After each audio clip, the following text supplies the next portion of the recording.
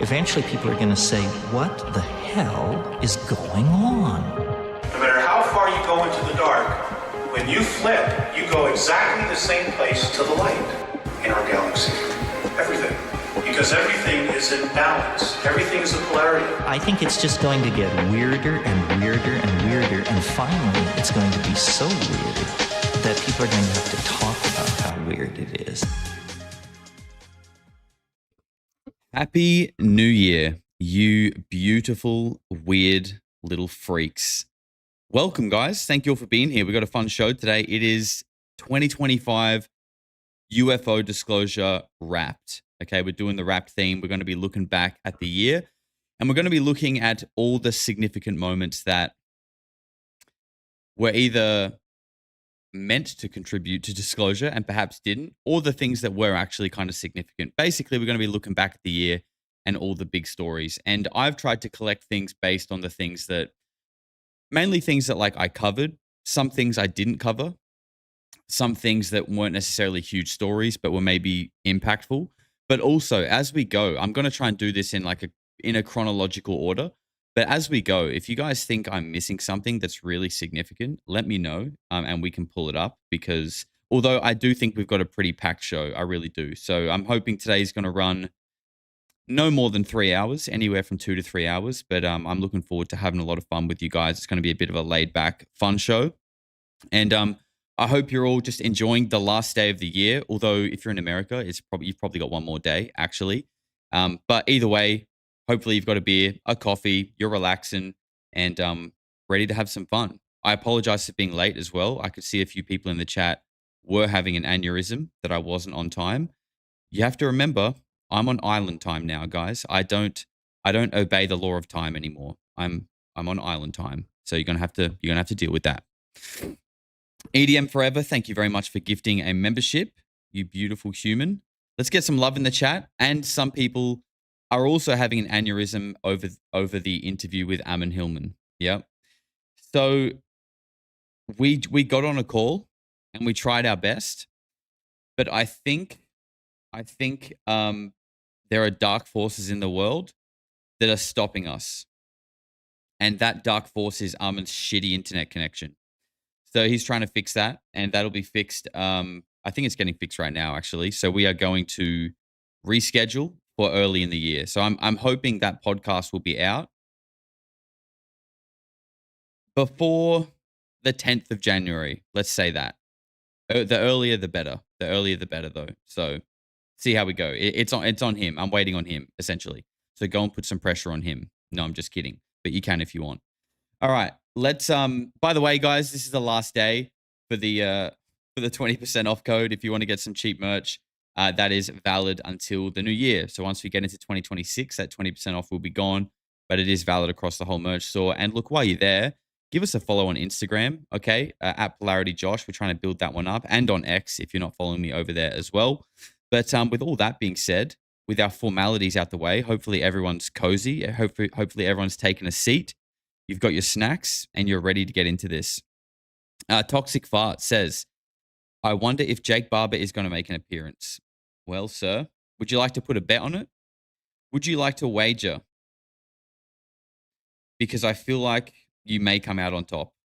Let's get into the show. We're missing the background on the chat there. There we go. All right.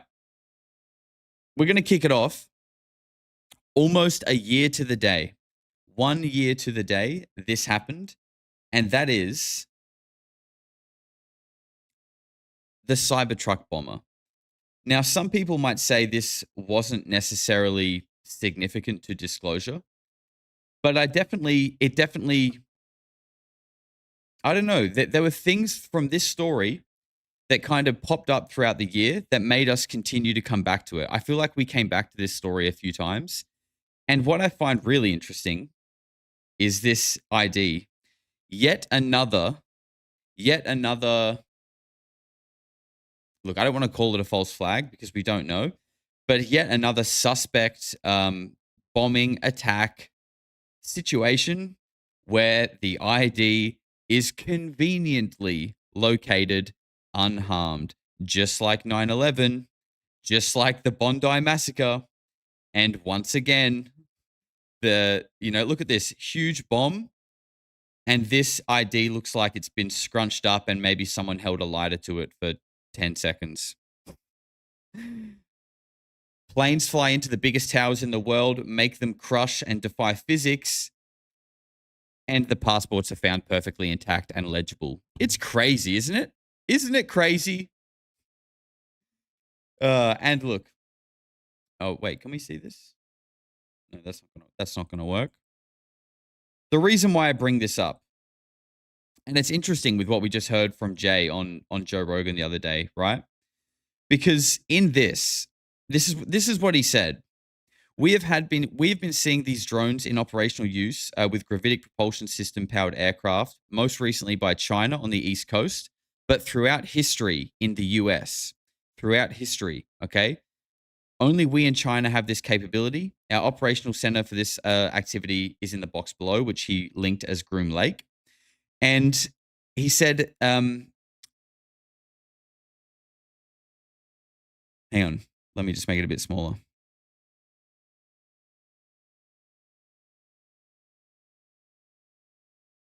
I'm just looking for the part that's significant to what we heard the other day. Yeah.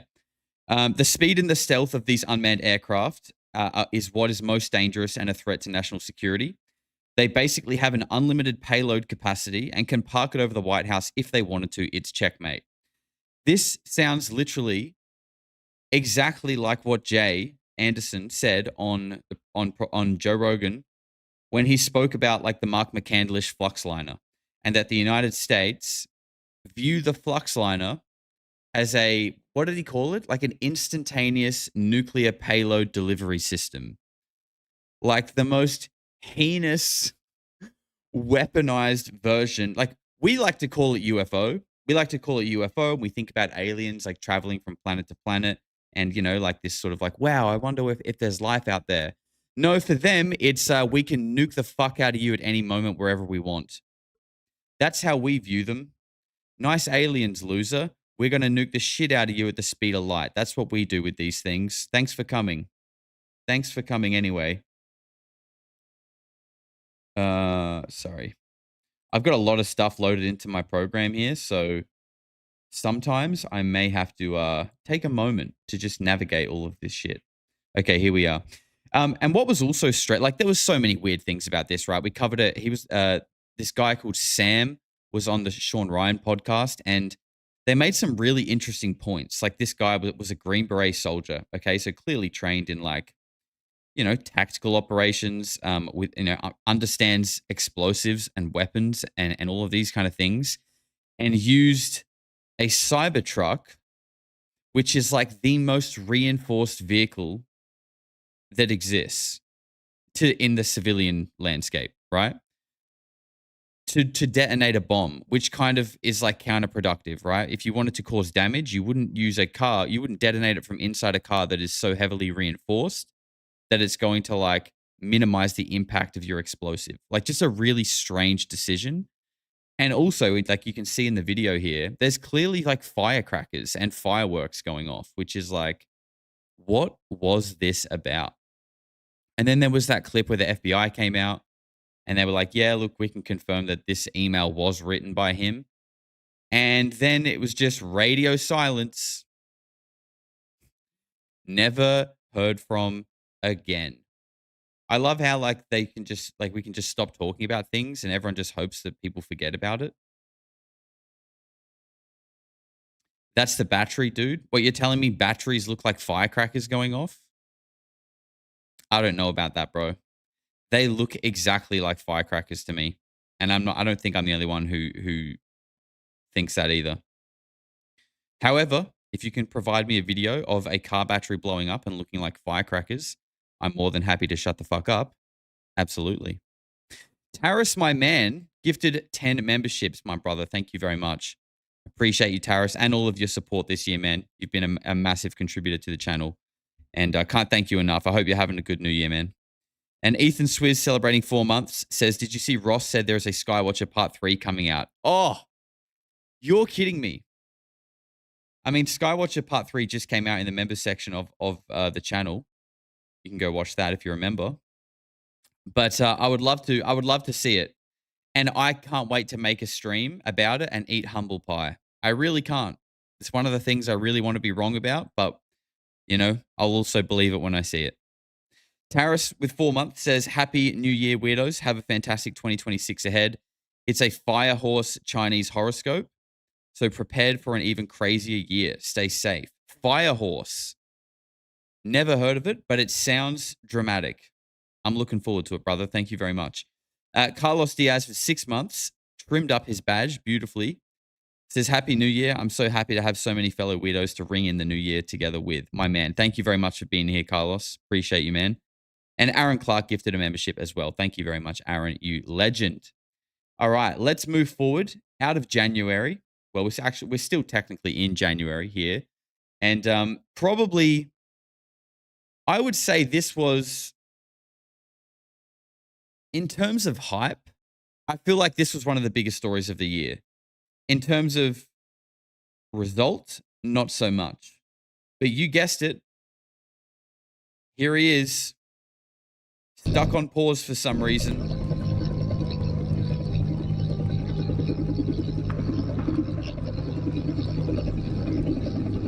That's an egg-shaped UAP suspended from a 150-foot long line.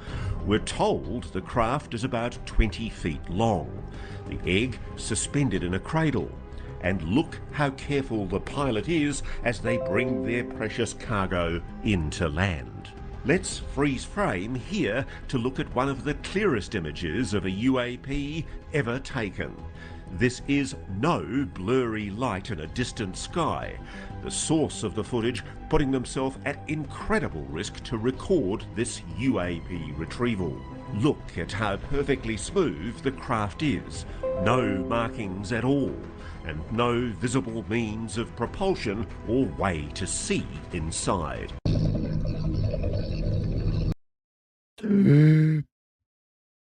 Spicy Rex says, we were so young back then. I know, right? I feel exactly the same way. Looking back on this video, I'm just like flooded with the like nostalgia of excitement and like the big bright wide eyes at watching this and being like, wow, it's really happening. It's really happening. And here we are, a year down the track, and nothing happened. It was fun while it lasted, though.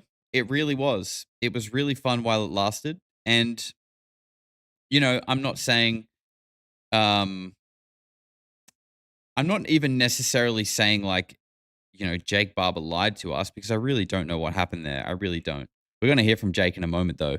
But at the end of, like, no matter what you think, whether you trust Jake and Skywatcher and all that story or you don't, at the end of the day, like, objectively, nothing happened. Like, that is just the fact. Unfortunate, definitely unfortunate. And, I don't have the clip, but I think we all remember pretty clearly in this interview, Jake did say, you will know us by our fruits, and that by the end of the year, we aim to land a UAP. That they did say that. So let's, I'm just highlighting the facts to you guys. I'm just highlighting the facts, and I wish it happened. Of course, I wish it happened. Obviously, I wish it happened. I'm not I'm a believer. I'm a believer. I really believe in you. I believe there are UFOs. I believe there is non-human intelligence, but I also believe in just saying it for what it is, and didn't happen. Not even close. In fact, we didn't even get episode 3 by the end of the year, which we'll get to that. We will get to that. We're going to look at another clip from Jake as well in this interview, because I think we all know, like, we all remember the main points, which is obviously this egg, the octagonal craft where he kind of felt like this, his consciousness was kind of like hijacked in a way, or he was possessed by something positive, by something positive. These were like the big takeaways, obviously, like the psionics. But there was another aspect to this interview that I think was like pretty insane, honestly, that I was really hoping we would learn more about, and we never ever did. You know, we got a little bit more on psionics, we got a little bit more on all these different craft and whatever, but we never heard more about the tough books. So we're gonna watch that clip again in a moment and talk about that. Steve Knight, £10. Thank you very much, Steve. Very generous, brother. Happy New Year to you. Rambro with 6 months says, Happy New Year, my brother. Love watching you and your channel grow. Giggity. Much love to you and the weirdos moving into 2026. Thank you very much, man. I appreciate you and all your support this year, and Happy New Year. Toxic Fart says, Jake Barber's angle of the dangle. Thank you very much, bro. And Starfish with 1 month says, will there be a Valentine's Day matchmaker stream? Asking for a weirdo friend. Look, there has been an overwhelming request for me to branch out into creating some kind of Tinder for weird people. I'm not opposed to this. I'm not opposed to this. If we have any software developers or app designers in the chat, anyone who's proficient with writing code, get at me. Hit me up. If you want to collab, let's do it. We can make it happen, okay? Just get in my DMs. We can do this. There are definitely a lot of intimacy-deprived freaks lurking in this live chat. I know that for a fact. All right, next clip. Tough books, Panasonic Tough books. Everyone remember this? This was some of the craziest shit that we ever really heard about. Like American people getting into shootouts with other American people from like weird rogue underground branches of the military over these tough books that apparently had UFO data on them that were like airdropped into the middle of the Sierra Mountains. Like, what the fuck is this about? Like, it's literally like there is a criminal underbelly of the military. Like, it reminds me of Underbelly. If you're Australian, you'll know what I mean. Like the original Underbelly, where there is like underground wars over like the drug trade, and people are getting like taken out, like hitmen with like illegal hits over like dominance over the drug trade. This is literally what this reminds me of, but in a military sense. It's coming, I swear. Wasn't interested in T's working with UAPs and psionics. His skills were also needed by private companies involved in the top secret program, and his assignments soon took a turn from recovering UAPs to something more sinister. What happened? Well, we were deployed on a particular task to recover what we call HVTs, or high-value targets. Those high-value targets were Panasonic Tough books. The sensitive material that is on these Panasonic Tough books has to do with sensor data. Jake and his team suspect those Panasonic Tough books contained data. Lou is Carl Williams. I like it. From the top secret UAP retrieval operations, worth millions to the right buyer. Jake says the private company contracting him was determined to recover them. We recovered our first two Tough books. They were in the high Sierras. We got back to our base location and then went through them and took photographs, discovered that the hard drives were missing. Jake says his team arrived too late.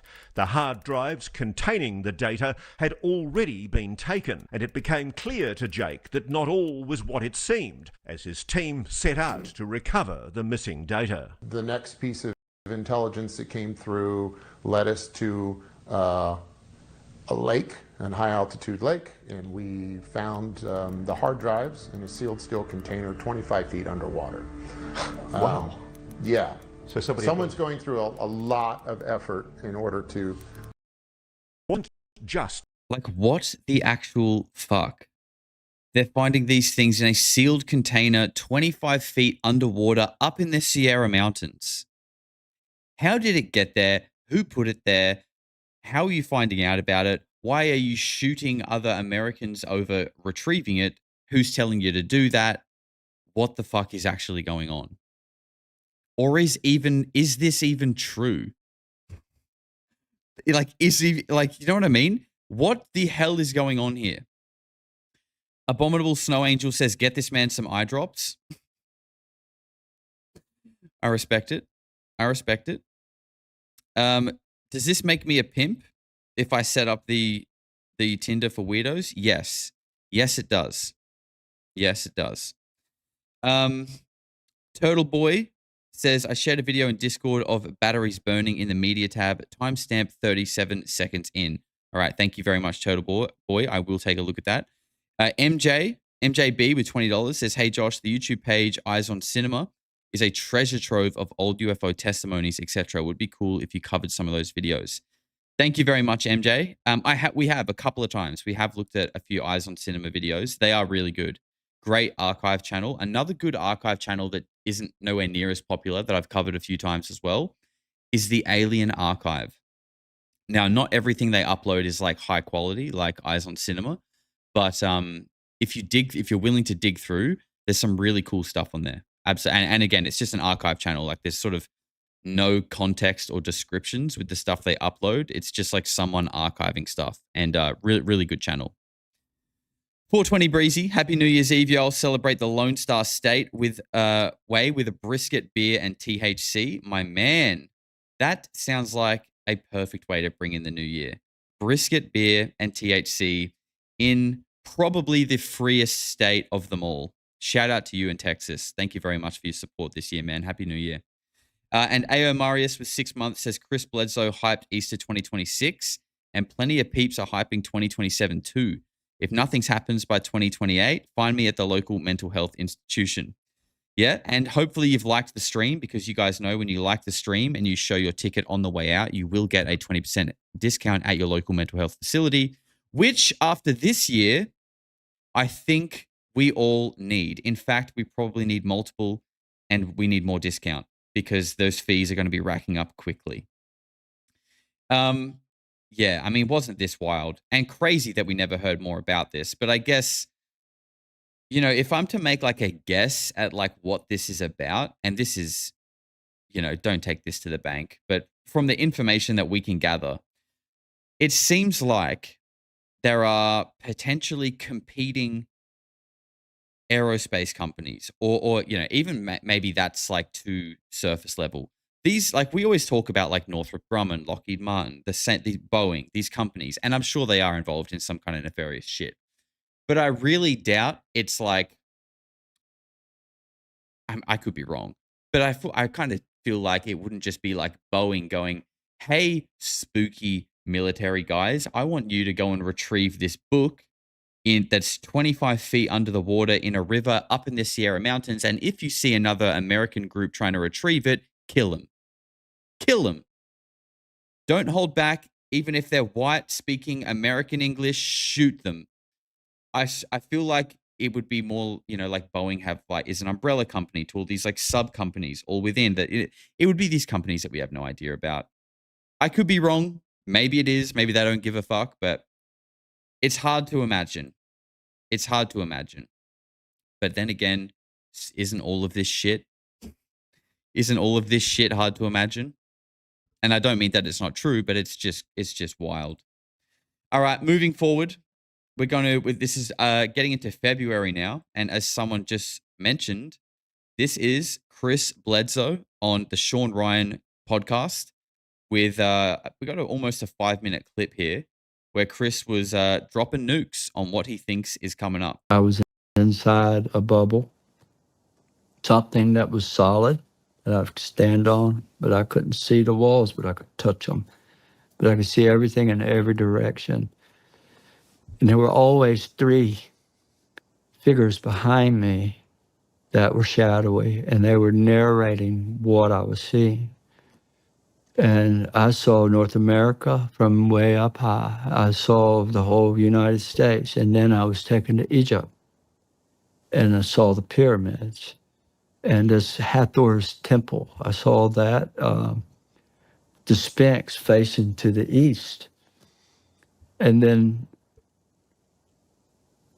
we've just put a poll up in the chat. Get your say in. Is something coming in Easter 2026? Lady comes back.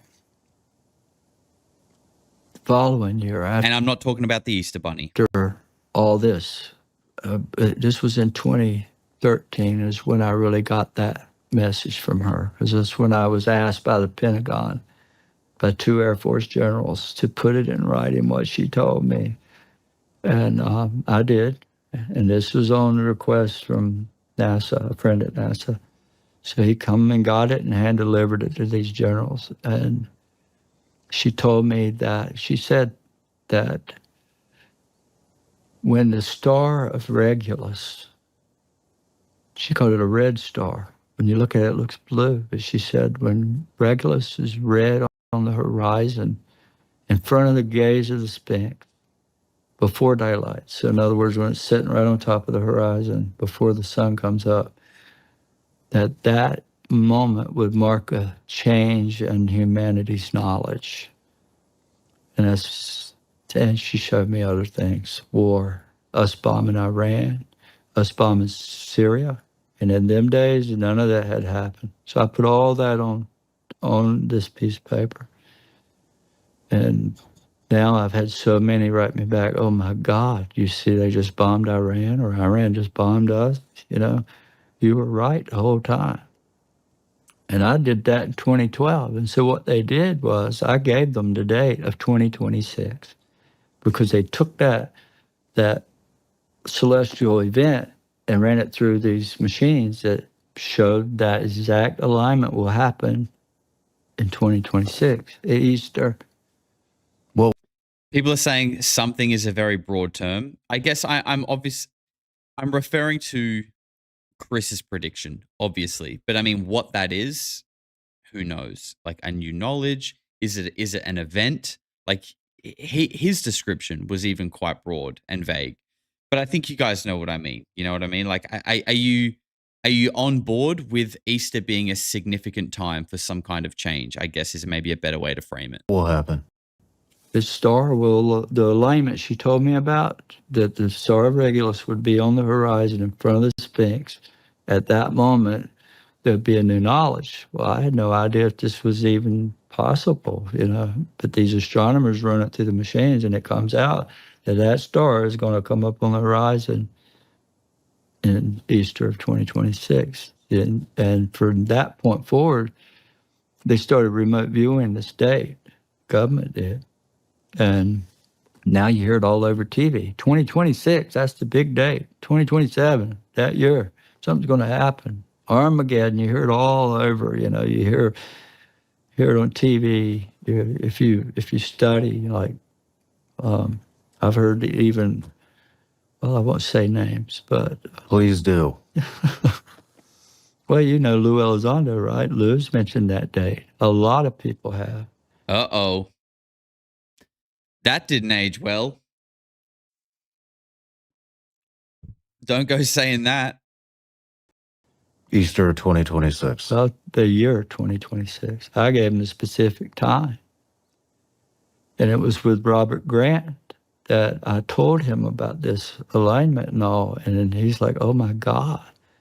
He's been looking for this ruby, this little ruby you have to find and place it between the paws of the Sphinx to make this event that he knows is going to happen in 2026. I said, Robert, it's not a ruby, it's the star of Regulus. He looks at it, he's like, oh my God, it's the king star.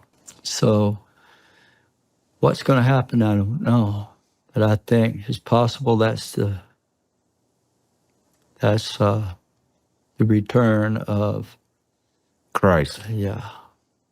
Now, this part, I think it kind of came out later that this was edited a little bit manipulatively and that Chris isn't necessarily saying it's the return of Christ. At least that's what kind of came out afterwards. And you can kind of tell by the way, like look at the edit. If you've ever done editing, like you can just spot this pretty easily. What's going to happen, I don't know. But I think it's possible it's a quick cut. Watch. That's the return of Christ. Yeah. Or the lady and the whole heavenly host living with us, Jesus. Because she told me that when the suffering of man becomes too great, that they're going to stop it and they're going to snuff out the darkness. That's When the suffering of man becomes too great, they're going to stop it and snuff out the darkness. Well, if you could hurry up, that would be good. Can you please get on with it? Because I don't know how much more I can take. I am kidding. Life is good. But also, if there is something coming, get on with it. Let's end this poll. 52% of you do think something is coming or happening in Easter. 53% of you in Easter 2026. So pretty split poll. Again, it is quite vague, so I understand that. I think this is what I think will happen. I think Easter will roll around. It will come and go. There will be no significant like event or moment, right? Because I think when people picture these things, like we do naturally think of it in some kind of like apocalyptic sense, right? And when I say apocalyptic, I don't mean like the actual end of like destruction, but I mean like some huge event that like everyone is globally like, this is undeniable. There is a huge change in the world. That's kind of what I mean. Like something that's just undeniable globally. I don't think that's going to happen. So I think that time will come and go and everyone will be like, see, just another Y2K, just another 2012. And that's fair enough. But I think perhaps that date is more of like a rough marker of perhaps like the middle of what already feels like we are in, which is like a shift. And I think we're already in that, to be honest. But I feel like these things, when you're in them, are slow. But when you zoom out, when you look back over time, it might be looked back on as like a decade or half a decade where the world really changed in some way. That's just my guess. That's my guess. I don't think there's going to be, and yeah, people will call it the age of Aquarius or whatever. I think it's probably more something like that. And I hope it's for the better. It seems like it's going to be for the better. It can't get much worse. It can't get much worse. So hopefully it's for the better. All right. Thank you very much, Chris. You can now leave the stage, sir. Speaking of Egypt, remember this. Remember when we got the greatest gift of all time? In March, we found out that there is giant structures underneath These the pyramids. findings allowed us to construct a 3D model of the entire complex. The examination of dozens of tomographical images obtained from different angles using Capella space and Umbra radars enabled a 3D reconstruction of most of the objects inside the Pyramid of Khafre. Intensely coloured spots which could be observed appearing in all tomographic images taken from different angles corresponding to the internal artificial structures. So this is the raw pictures of the data that they used to create their model.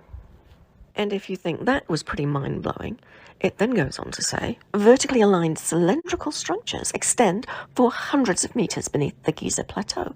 Notably, 8 of these structures, arranged in 2 parallel rows from north to south, descend to a depth of 648 meters, merging into 2 large cubic structures measuring approximately 80 meters per side. These features are illustrated in the topographical images and models presented. The paper then adds to that with some even more interesting detail, which is that the 8 cylindrical structures that have been identified in the tomographical image appear as vertical wells, which are hollow inside and surrounded by descending spiral pathways. The tomographic images clearly reveal that the structures exist beneath the plateau, extending below the pyramids of Khafre, Khufu, and Menkaure, for approximately 2 kilometers below ground. So mind-blowing as all that is, there's still more to come. And this is just a little bit of the information that they have shared with us so far. So we can look This was like from the preliminary sort of assessment and announcement, right? This is the first thing they kind of came out with to announce what they think was going on there. Now, I didn't really continue to cover this story much, as interesting as it is, and I think it's probably one of the coolest stories to come out of 2025. But I didn't really continue to follow it much, report on it much, because at the end of the day, I personally trusted the reports, and I do believe there probably is something under there. I do believe that. But for me, the next level of wanting to report further on it is okay, dig under it. Dig under it and let's see then. You can show me your scans and your radars, and we can all argue with Flint Dibble on X until the cows come home. But that doesn't really take this any further. Let's fucking dig under this thing. So obviously we haven't, and that's why I didn't really feel like there's much more to say. But what's interesting is that they won't dig under it, but they will do this. They will let Tiesto play a concert on the Giza Plateau. Now, is this a ritual? Is this a loosh farming operation?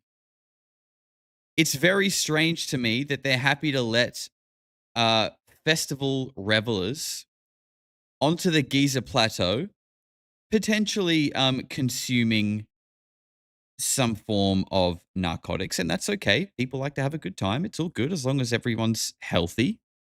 But it just seems, when you're guarding a site because it's it's ancient, it needs to be preserved and protected, and that's why you don't want to dig, but you're willing to have a fucking rave on top of it. Just seems like it doesn't really add up to me. I don't know about you guys, but looks like a great time. Honestly, if I was around Egypt and this was on, I would absolutely be going to this 100%. But yeah, this happened just literally the other day. The full set is on YouTube, goes for 3 hours, and it's really good. I would highly recommend go and check it out if you like that kind of music, or if you just want to see something cool. But that was that, right? So that was happening. And then later on in the year, actually far more recently, Jesse Michaels actually did an interview with Filippo Biondi, which is the guy who did these scans. And here's just a short clip from that. You have tomography scans, so that's the raw data. And then you have what went viral all over the internet, which is these image reconstructions. That's the pillars with the perfect coils that everybody's seeing. Do you think that that's a faithful rendition of what you actually measured? The pillars with the coils? The shape is that. The shape of the Doppler tomography was recasting a spiral form. What we understand is it is something that has a spiral nature. Are you 100% sure it's man-made? It couldn't naturally... No, 100%, yes, it's man-made. You have tomography scans. There you go. And this is a really good podcast, by the way, if you haven't seen it and you're interested in this stuff and the legitimacy of it. I think it's quite clear, especially in this interview, that this guy is not just some random dude with a drone flying it up and doing a few checks. He's done this, he's used this same technology and process for the Italian government. And I think that was the main claim to try and disprove this, was that he's using some kind of illegitimate form of scanning, when that is just not the case at all. And that's quite clear if you watch this podcast. So interesting stuff. I hope some actual legitimate dig happens, and maybe that will be part of this new knowledge, right? Maybe they used the looking glass and they looked into Easter 2026 and they realized that's when we actually dig under the pyramids and discover that we have lost ancient, insane structures and technology under there. Or they'll just throw another rave and say, don't worry about that. Tiesto is playing at the pyramids, so don't worry about any of that. Just come and dance. Come and dance and forget about all of that stuff. Who knows? That's probably more likely, if we're being honest. All right, we're going to move forward. Moving into April now. Does anyone have any guesses what we have for April? Can anyone remember what was significant in April? While you guys figure that out, Aegon says the new knowledge, in my opinion, is the age of Aquarius. Yep, I think that's a good guess, brother. Thank you. Flyer says, here's to another year of peace and love, knowledge and strength, courage and unity. Stand against the manufactured fear and distraction. Love that. Absolutely love that, bro. Great reminder that so much of the division and conflict in our world is manufactured and completely artificial. And once we click onto that and be like, oh, wait, I have a choice over if I want to consume this bullshit or buy into it. And then suddenly it has no power.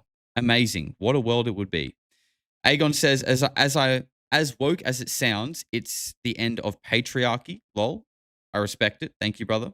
Taris says, I convinced my cousin to subscribe. Woohoo. Welcome, Taris's cousin. Thank you for being here. S Sweets, you little freak. Thanks for becoming a member. Foxbody says, seen all the live streams for 6 months now.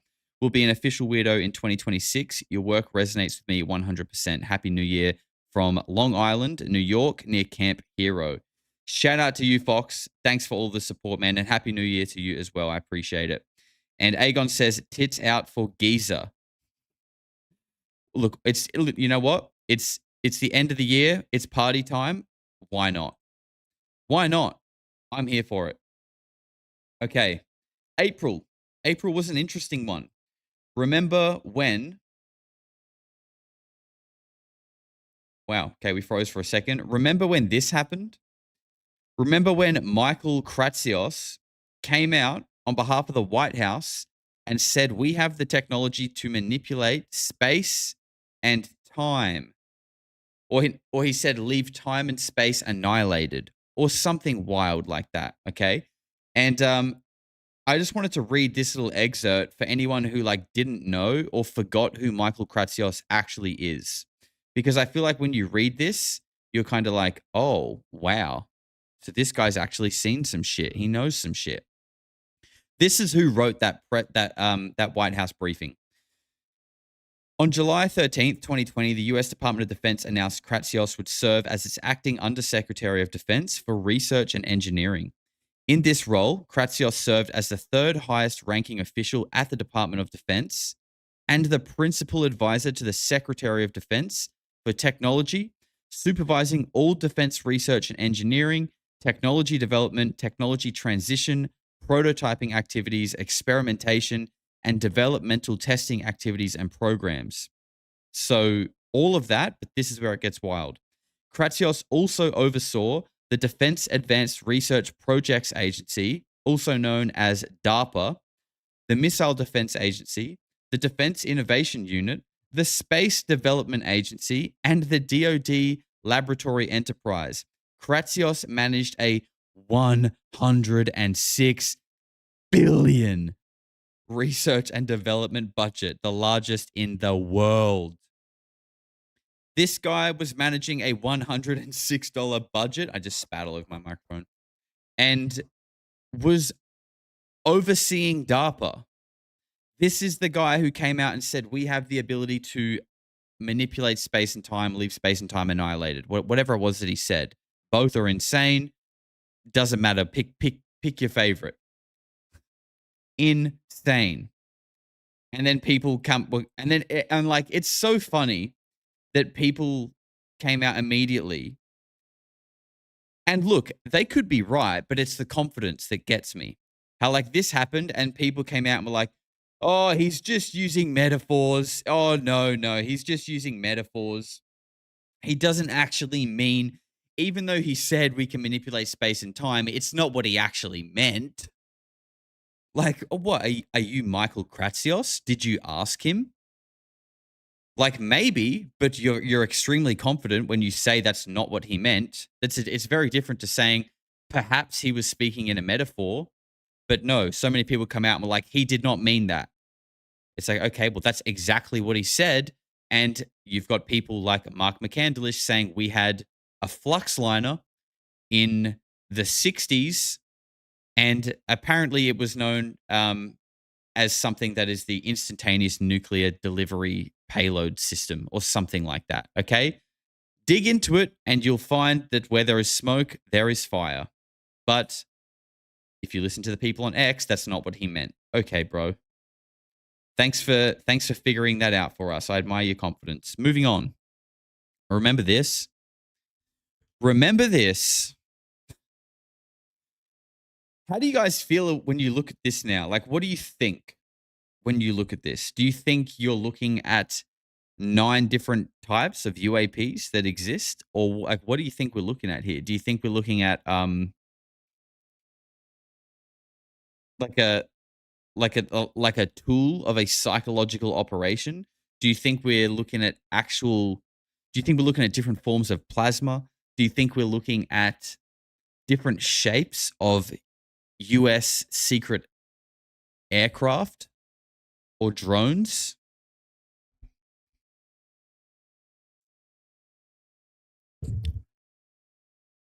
Hornet is just an umbrella in the sky. Hornet looks like the Star Trek shuttlecraft. Hey, remember Ben Rich? Remember what Ben Rich said? Program director of the Lockheed Martin Skunk Works, or CEO, I think even, said in 1993 that everything you've seen in Star Trek and Star Wars, we can do it. And it would take an act of God to ever get it out to benefit the public. An act of God. What does that even mean? And why? Why? If you have the technology that is in Star Wars and Star Trek, and you can do it, but it would take an act of God to use it to benefit humanity, what does that mean, and what does that say about God? Like, thanks, God.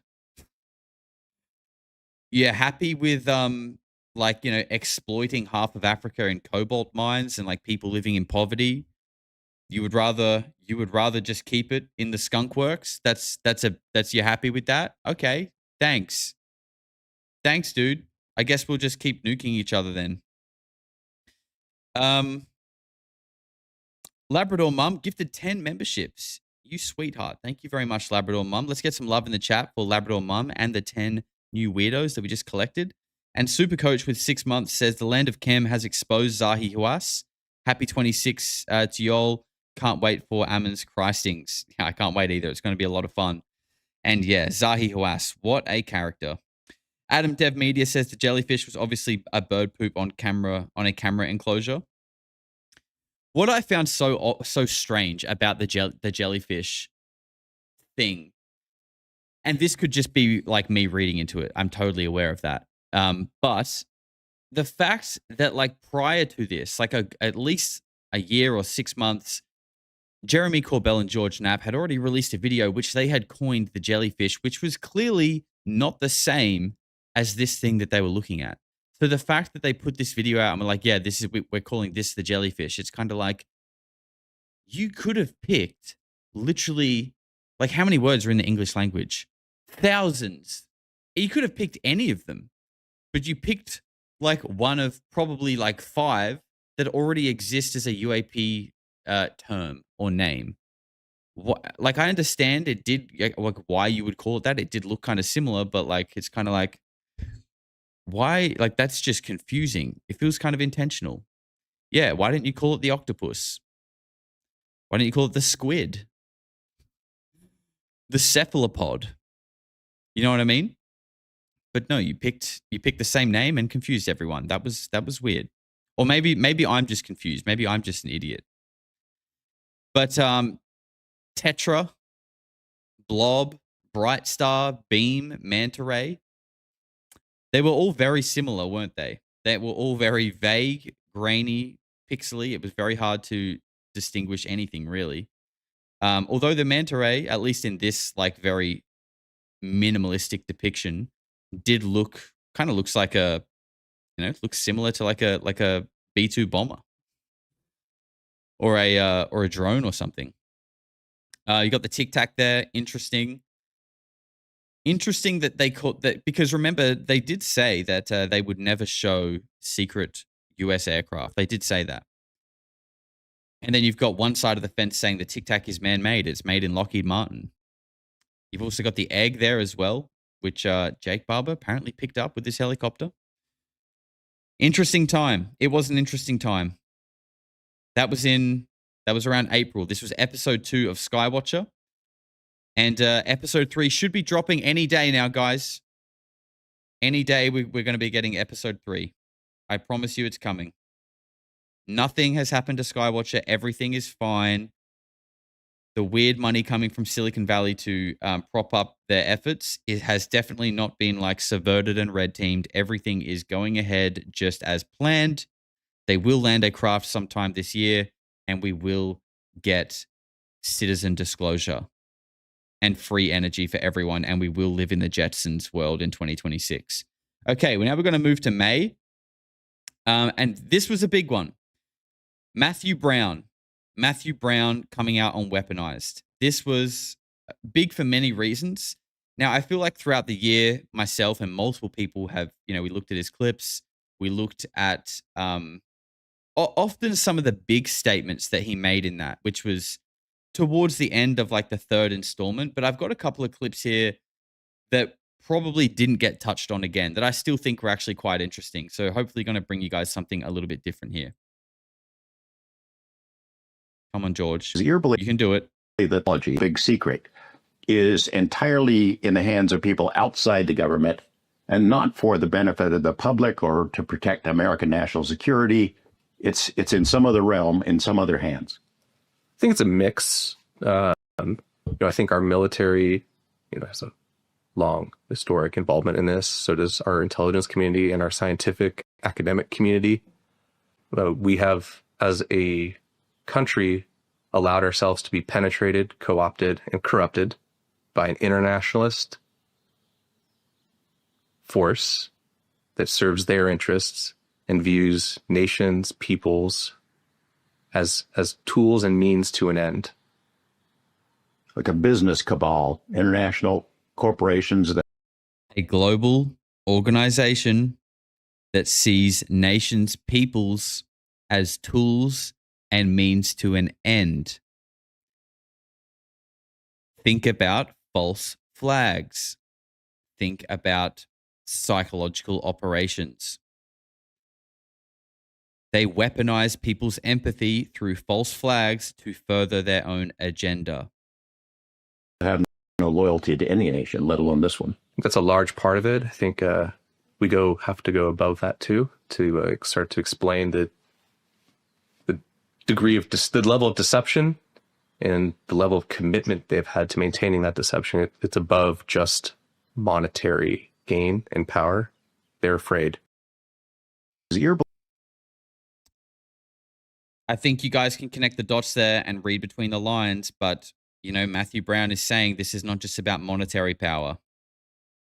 And it seems like, as we've talked about, what I want to call the Greater Israel Project, which seems to be unfolding, this because they believe that they want to trigger the return of the Messiah. And we've seen clips of it. We've seen Netanyahu speaking with, I can't remember who it was, some kind of senior rabbi in the 90s. And the rabbi is saying, the Messiah hasn't come back yet. You need to do something to speed it up. And Netanyahu's going, we're trying, we will. This is not just about power and control. It's about prophecy. And it goes back to the Bible and before the Bible, right? Because the Bible is translated off of old Hebrew texts, which are translated from Greek texts, which Armin Hillman will tell us all about. And what's crazy, what's really crazy, and I want to talk to Armin about this, is that a lot of the things that we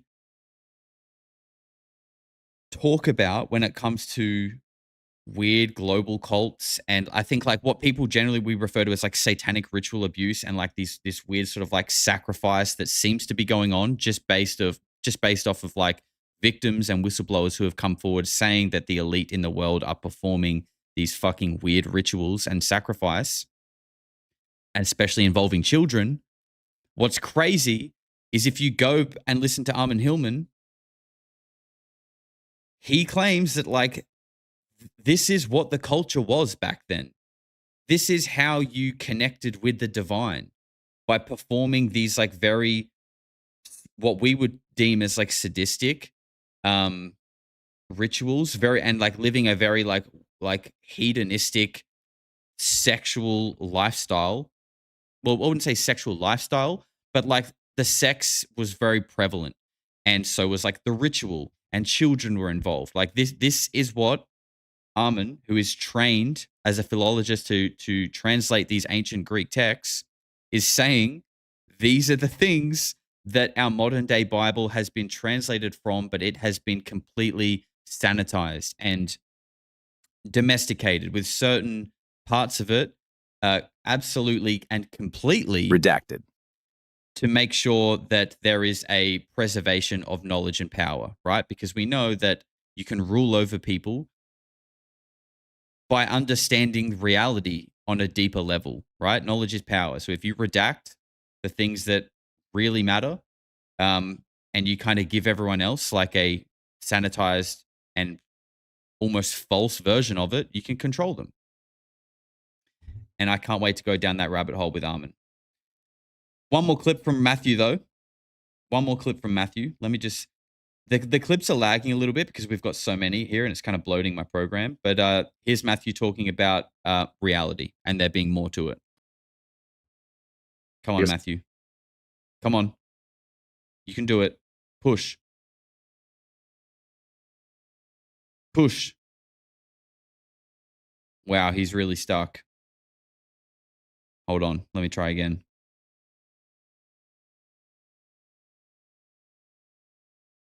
Wow. It really doesn't want to play. I've never had it not play before. Okay, look. I'll leave it for a little bit and I'll read some super chats. Sweets says, we are all far more advanced but have been trained and dumbed down. We accept it. I think the people who have clicked onto that don't accept it, personally. I think once people wake up to the idea, people no longer sort of accept it. And I feel like that could be the, what that shift is that might be coming is a wider awakening. Because I don't think everyone has to wake up to this stuff, right? You just kind of need like a majority to kind of have a major rippling effect. Like once the majority get it, then everyone else basically is forced to fall in line, I guess. Toxic Fart says something that didn't happen in 2025 is the hot tub stream. That is true. I'm literally just another UFO talking head that promises shit that I don't deliver on. I did promise a hot tub stream. To be honest, I did promise it thinking I wouldn't hit 100K subs because I promised it at 100K. And then we hit 100K and everyone started holding me accountable, which is fair enough. But I'm just another guy on a podcast giving you promises about UFOs that I don't deliver on. I'm sorry. Maybe one day. Maybe one day. Stevie with $50, Stevie, my brother. Thank you very much. He says, best year, Josh. You made mine. Thank you. My pleasure, dude. And thank you. You're a long-time supporter of the channel. Very long time, actually. And it always makes me smile seeing your name pop up, bro. It really does. So thank you for everything, and I hope you have a great new year. Marius says, more gaming sessions with Matthew Brown in 2026. Potentially, I would love to annihilate Matthew Brown a few more times in Command & Conquer Red Alert. That was a lot of fun. But, and he knows I'm down as well. So if he's, Matthew, if you want to play, let's do it. I would like to do a bit of gaming, though, on my other channel, which is Polarity 2.0. Subscribe below. It's linked below. I've been thinking about doing a playthrough of Indiana Jones, is it The Great Circle, the game? Because there's a lot of like occult symbology and lore throughout that game. I think that would be a lot of fun. And maybe even Assassin's Creed, which also is like a bit of a walk through history and some nods to, occult lore as well. That would be a lot of fun. So if you're interested in gaming content, get on there. This clip really doesn't want to play. It really doesn't. So maybe I'll try it one more time.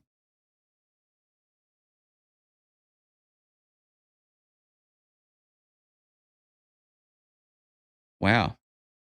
Never had this happen before. I think maybe we'll keep going and maybe we can come back to this clip. I'll highlight it here so I don't forget. And yeah, we'll keep going. Everyone.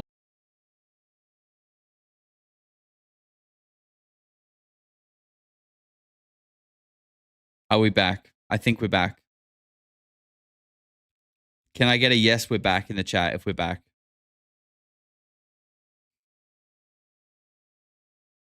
Can I get a yes, we are back if we're back.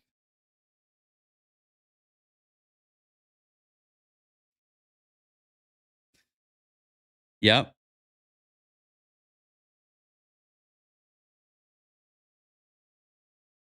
All right. I think the Bali internet is hitting. It's okay. We'll get through this. We will get through this. I think Josh is fucking with us. No, I'm not intentionally sabotaging my own stream. That would be very counterproductive. I really do want to get through this. But I appreciate the conspiracy. It's a good one. Okay. Look, now that the internet is back up, I'm going to try this Matthew Brown clip one more time and see how we go. Nope. He does not want to play. And, oh, wow. None of my things are coming up. This is strange. None of my other things are coming up. This is very strange. Oh, we got a little flash there. Wow. Okay. This is strange. I've never had this happen before. We can get Matthew to come up. I can't get that. Are they multiple species? Let's go with this one. Are they what was their size? And Remember this? Usually on a craft. They're typically the multiple species people are familiar with, the Greys, the Nordics. People have talked about reptilians and insectoids. It's not that they're reptilian or insectoid, it's that they resemble to the recipient of reptile or insect type humanoid, because they have a head and 4 limbs and torso. So large, small? Human size, human scale. And are there how many are crew? Well, the Greys I'm familiar with from investigating the crash at Corona, which is misnamed the crash at Roswell. It's not the crash at Roswell, it's the crash at Corona in Mexico. Those were Greys, those were 4 foot tall. And the Nordics are typically human size, probably, I've heard 5, 6 feet tall. And same with the people who mislabel reptilian and insectoid, they're roughly that height too. I haven't heard anything about anything 7 or 8 feet, 9 feet tall. Of that nature. Are they? Wow. Eric Davis, a guy who openly has said that he knows far more than he's allowed to say. Physicist here speaking to Eric Burleson, saying that there are 4 different distinct species of aliens and that some of them are insectoid and reptilian. Like, what do we do with this? What are we actually meant to do with this? The audio isn't strong. No, this was the absolute calamity of a press conference where I don't know what they were recording with, but it was atrocious. Like, you could barely hear it. And I did my good deed for the community by taking it and fixing the audio as best as I could and uploading each person speaking into sections, which you can find on my channel. That was my little good deed for the community.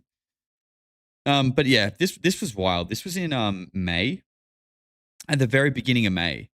And, you know, it's just weird, like, when you have people of this caliber coming out saying things like this and just, like, nothing really comes of it. Doesn't make the news, even though the news is fake and gay anyway. But it's just weird to have, like, this happen and then it's like, all right, well, back to work. Back to work. Crazy. Gerb highly disagreed with him on that. What, Gerb disagreed with there being 4 different alien species? Or is there something else? He swears there is no such thing as ARVs. That's where he lost me a bit. Is that Davis saying that? Eric Davis swore that there are no ARVs? Yeah. I mean, that's the thing, though. Like, these guys that are probably, you know, worked in the legacy program, most likely, and are hidden behind NDAs. That's why I always say, like, we did the whistleblower tier list recently, and we actually didn't have Eric Davis on there, but we had people like Hal Puthoff, who I would probably put in the same category, right? Says some really interesting stuff, clearly involved with some black programs and has probably seen some things. But they also are probably part of, like, disinformation as well, like 100%. I think that. So it's like, listen to them, but don't just like swallow everything that they're giving you without thinking about it. Or if anything, don't swallow any of it and just listen. Just listen and like put it to the side and like keep it in your mind and then see like how it connects to other things that you hear and see. Because as interesting as these guys are, they're fucking spooks at the end of the day. Like, let's be real.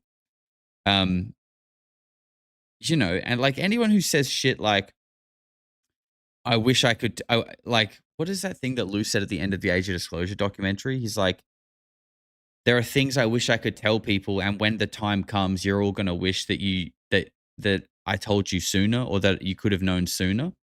Like, oh, thanks, dude. What does that mean? What, like when we see that it's like the apocalypse, we're gonna be like, oh, damn, I wish we had time to prepare for this. Like, what? And look, I could be being a bit like dramatic there, but like, when you make those kind of statements, you leave people open to becoming dramatic. And when the world is already in a very anxious state, people are probably going to be dramatic. When people are feeling already quite anxious and like tense about the state of the world, and you say, I wish I could tell you what I know from my intelligence background, and when the time comes, you're going to wish you knew sooner. What the fuck do you think people are going to start? Like, what do you think is going to start going around people's heads? You think they're going to be like, oh, the electricity prices went up 5%. I wish Lou told us sooner. No, they're going to start going, holy fuck, it's the end of the world. We need to build a bunker. That's obviously the kind of things that people are going to think. Now, I'm not saying that's what I think it is or that's what's going to happen, but those statements are pretty like inflammatory and like they create more fear than there already is in people. So it's like either just say it or please shut the fuck up. Respectfully. All right. I'll keep going back and trying the Matthew Brown clip. My man just doesn't want to play though. He does. I mean, look at that face. He wants to speak, but someone is silencing him. Something is silencing him. That's not working either. That one's not working. Wow. None of my shit is working. Okay, here's this. We've got the Hellfire missile. I guess we can talk about the latest UAP hearing. How did you guys? Oh, holy shit! It's not. Don't worry, it's not an earthquake. Knocked my table. How did you guys feel about this? The latest UAP hearing and this video specifically. We can make this a little bit bigger, actually. I felt like this hearing was better than the last one, but not as good as the first one. The first one felt really honest, and then the second one felt like entirely compromised, and then this one felt like somewhere in the middle. I need to refresh my chat. I feel like I'm way behind.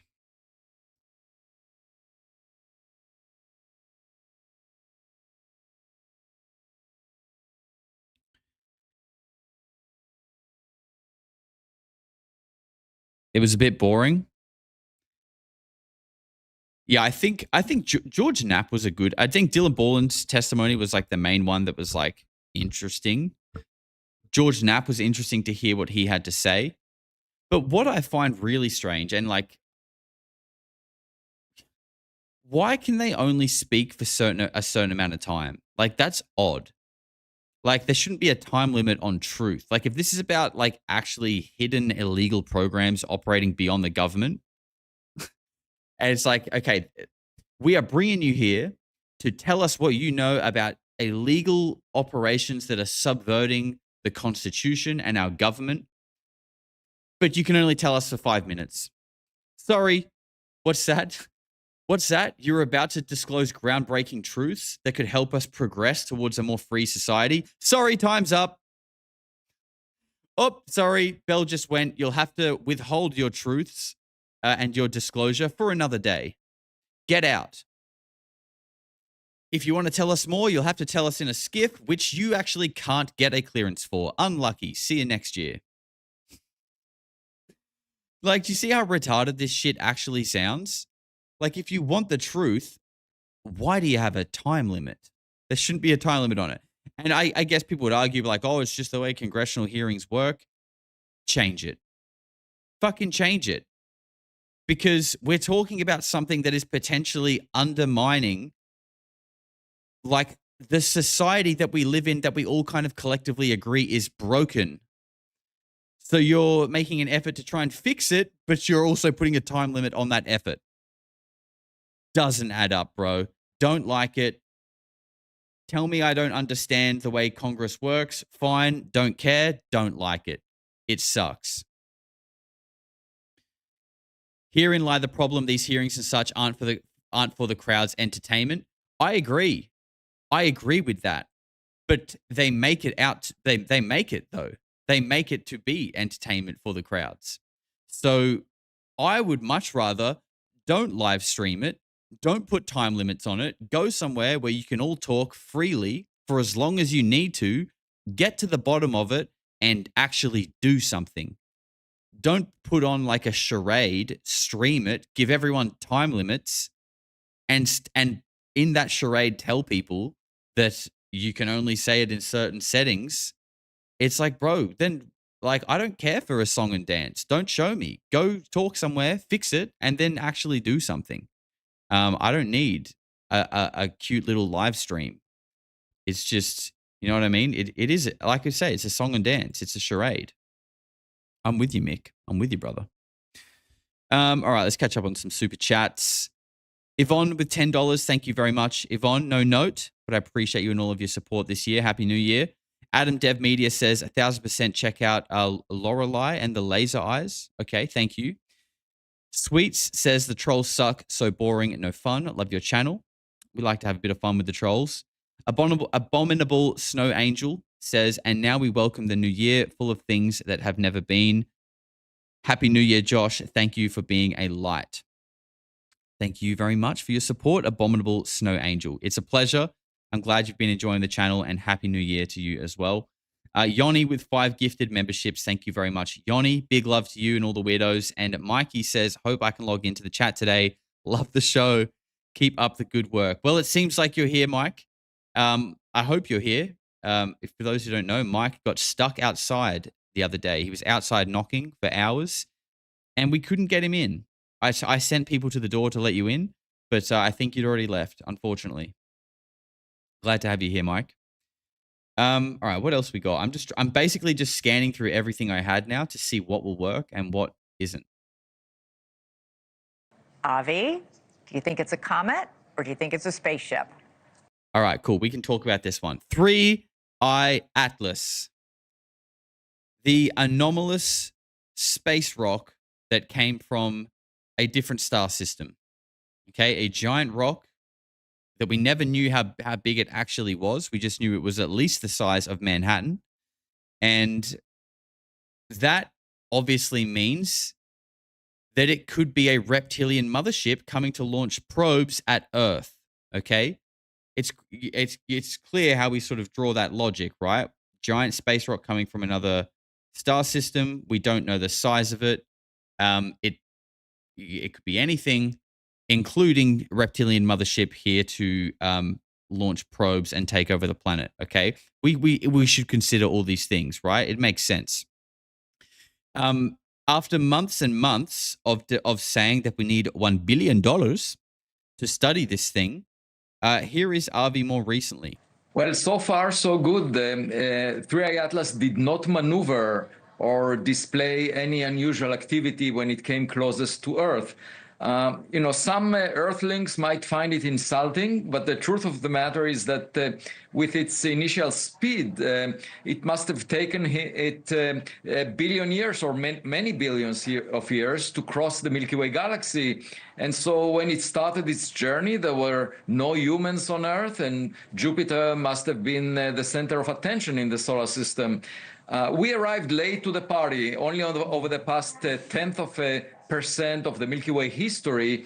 Given that, we should not be surprised that interstellar visitors did not plan to dance with us. Now, with respect to the nature of this object, there is still unsolved mysteries because we see a jet coming from the object in all the recent images, stretched out to about 1 million kilometers in the direction of the sun. And that was never seen for comets from the solar system. What does that tell you? Well, we don't know because we don't understand it. So you're saying it's doing unusual stuff, but you think it's just a comet? Yeah, I mean, at this point, given all the data we have, I would agree that it's most likely natural, but there are still a lot of things we don't understand about it, and it didn't look like comets that we are familiar with. So let's try and figure them out in the coming months. And then, of course, it will get closest to Jupiter on March 16th. By the way, it had a rendezvous with 2 spacecraft that were human-made, JUICE. Yeah, fair play to him, by the way. Fair play for, being able to come out and say, yep, doesn't actually look like it is the reptilian mothership. Now, look, he didn't actually say that. I know that's going to upset people. I'm just joking. I'm just having fun because this was a funny saga, okay? And I think it's important to remember as well that 3I Atlas, the 3I stands for Third Interstellar. So this is only the third object that's ever come through that we've seen that's come from another star system. So the fact that it's weird, like, this is why I've always had an issue with it, is because it's like people were jumping to the conclusion that it's like a mothership. Like, there are literally clips of people on X saying that it is a reptilian mothership. Like, it is. It's not like a debate. Like, it is. So, first of all, I feel like whoever said that should be like muted for 2026. Like, people should be held accountable for that. Like, she shouldn't be able to say that definitively and then still have a platform where people eat you up. You know what I mean? Or like a permanent community note. Just like whenever you post something for the next year, you should get like a community note that says like, this person also said that 3I Atlas was 100% a reptilian mothership. Okay, like if you're going to say that with such conviction and put it out there to people out there who will listen to you and go, holy fuck, reptilians are coming, you should be held accountable for that. I'm sorry. And this is why I always stay open to stuff because, like, yeah, it is anomalous. It is weird. I am kind of interested in it, but like, let's just pump the fucking brakes, please. We have a long way to go before we start confirming that it's a reptilian mothership. So let's just take it one step at a time and stay open-minded to all the possibilities. You don't have to say it is definitely this or it's definitely that. We can just say, damn, this thing is interesting. Let's keep an eye on it. I think that's the healthiest way to go about things. The confidence of some of these people is mind-blowing. And the Europa Clipper, and that happened just over the past month, and it will arrive in March 2026 to Jupiter, whereas these spacecraft will arrive in 2030 and 2031, just to show you how much faster it is, which means that I would love to actually hitchhike and go on a ride with this very fast interstellar visitor, because it will exit the solar system well before Voyager, that we launched in the 70s. So you have a few more months when we can get some good images of this thing. You now say it is a comet, but you also point out it's done a lot of very unusual things. Does that raise the question, where did it come from? Is it made of a different kind of substance? I mean, what are the still unresolved questions in your mind? The main unresolved question is, why does it have this jet pointed at the sun? That it also rotates with the rotation axis in the direction of the sun at large distances. That's also very unusual. And it came in the plane of the planets around the sun. Again, an unusual fact. I would suggest monitoring it as it comes close to Jupiter. It arrives just at the distance where Jupiter's gravity dominates over the sun's gravity. If we don't see it doing anything unusual, then I would conclude that it must be natural, but let's keep an eye on it. There you go. Fair play to him. And again, and this is where I think, like this is actually where I think people have gone wrong. Is just that like, yeah, like the tail facing the sun, like that does have things about it that is interesting. But again, when you only have a sample size of 3, including this one that we're looking at, it's like, well, maybe what we're seeing is completely normal in other star systems. Or, you know what I mean? Like this could be a completely normal thing that's just rare to pass through here. And we're lucky enough to see it right now. And we just got to kind of figure out what it is. And which we may indeed need $1 billion to do. We might actually need that. But jumping from like this thing's interesting to the reptilian spaceship is a big leap. And I feel like we should all just stay objective, stay on the fence. We don't need to subscribe to any specific idea. We can just enjoy the show. All right, let's try Matthew again. Matthew? I can probably, maybe if I bring it in again, if I try to bring it in again, it might work. Let me...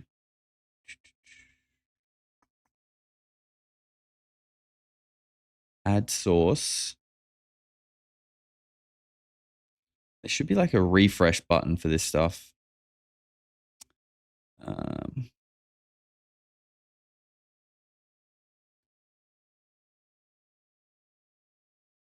God dang it. All right, we've got a few more. If we can get one more to play while it's playing, I'll start trying to bring in the other ones that we've lost. God damn it. Oh no, this brings us right to the very last one. Okay, look, just bear with me, guys. Bear with me. Come on. If you need a stretch, if you need to go fill up your water bottle, maybe make a coffee, this is your time. How long do we have? Yeah, oh, we're still early. We still have plenty of time. Everyone relax. It's New Year's. It's holidays. We're going to look at, I'm going to find this Matthew Brown clip.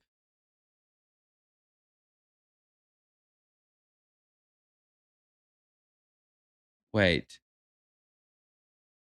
a minute.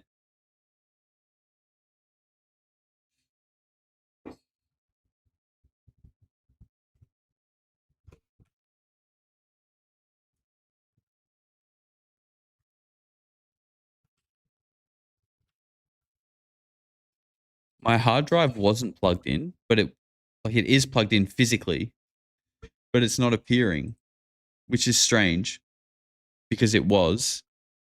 And I feel like that might make sense because I'm pretty sure they're on the hard drive.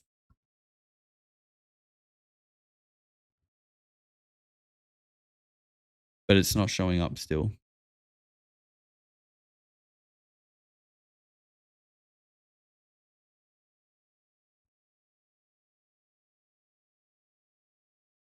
Damn. Okay. I don't know why that's happening. I probably should have put the clips on my laptop first before I pulled them into OBS. Oh, wait. It's back. Wait, well, does this mean it'll load from here now? No. God damn it. All right. Okay. We've got progress, though.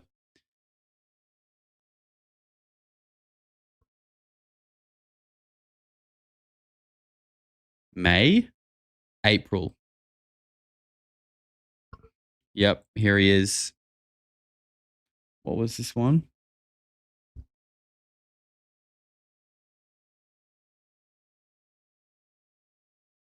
Here we go. Here we go. Like I said, there is there's many worlds, there's many shells to our reality that the public, including our professional media class, our professional academic class, our political class, has absolutely no idea exists. And if they do have an idea, they have a very distorted one, sometimes intentionally so. I mean, you're not like some secret agent. You're not like some CIA secret agent. So people understand when you're working at the Pentagon is where we're at in the thing. I mean, we have a lot of great people that are bright-minded, working on these problems for the United States, keeping the United States safe, looking at geopolitical aspects of nuclear weaponry, that kind of thing. But just to be clear, I mean, you're not like some secret agent with more access than anybody else or anything like that. No, I never wanted to be a field officer. I danced with the idea in my dreams maybe and read the books, but I knew that wasn't for me, especially the task and the cost of befriending and manipulating and ultimately using people I don't think I would have been very good at that. Like human intelligence. Correct. And, yeah, false friendship. Exactly. Does that stuff come across your desk? Human intelligence, signals intelligence regarding weapons of mass destruction? All sources intelligent. All sources of intelligence. And if there are questions, you can go ask them and usually get the answers. And the kinds of things that you see that come across your desk, does it give you pause? How am I going to sleep tonight knowing that this XYZ is going on somewhere? At times when they think, holy crap, how did this happen? Everyone has like their different standard of what's going to, shake them like that. And I've definitely had a few of those. I won't share them, but. Yeah, but I mean, just with security, for national security kind of stuff. Right. Stuff unrelated to exotic things that are very. Just world out there. Mm-hmm. Okay, you're there for a while. You do that for how many years? Oh, see, I was in there a little over 4 years, but I was in the Pentagon a little over 5 because I moved out of there briefly into the Undersecretary of Defense for Intelligence and a smaller office in there. We've heard of that office. We have heard of that office.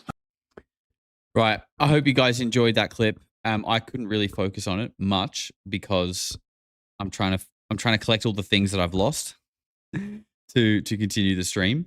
But like I said, I wanted to show those clips because I feel like there was some cool stuff in them.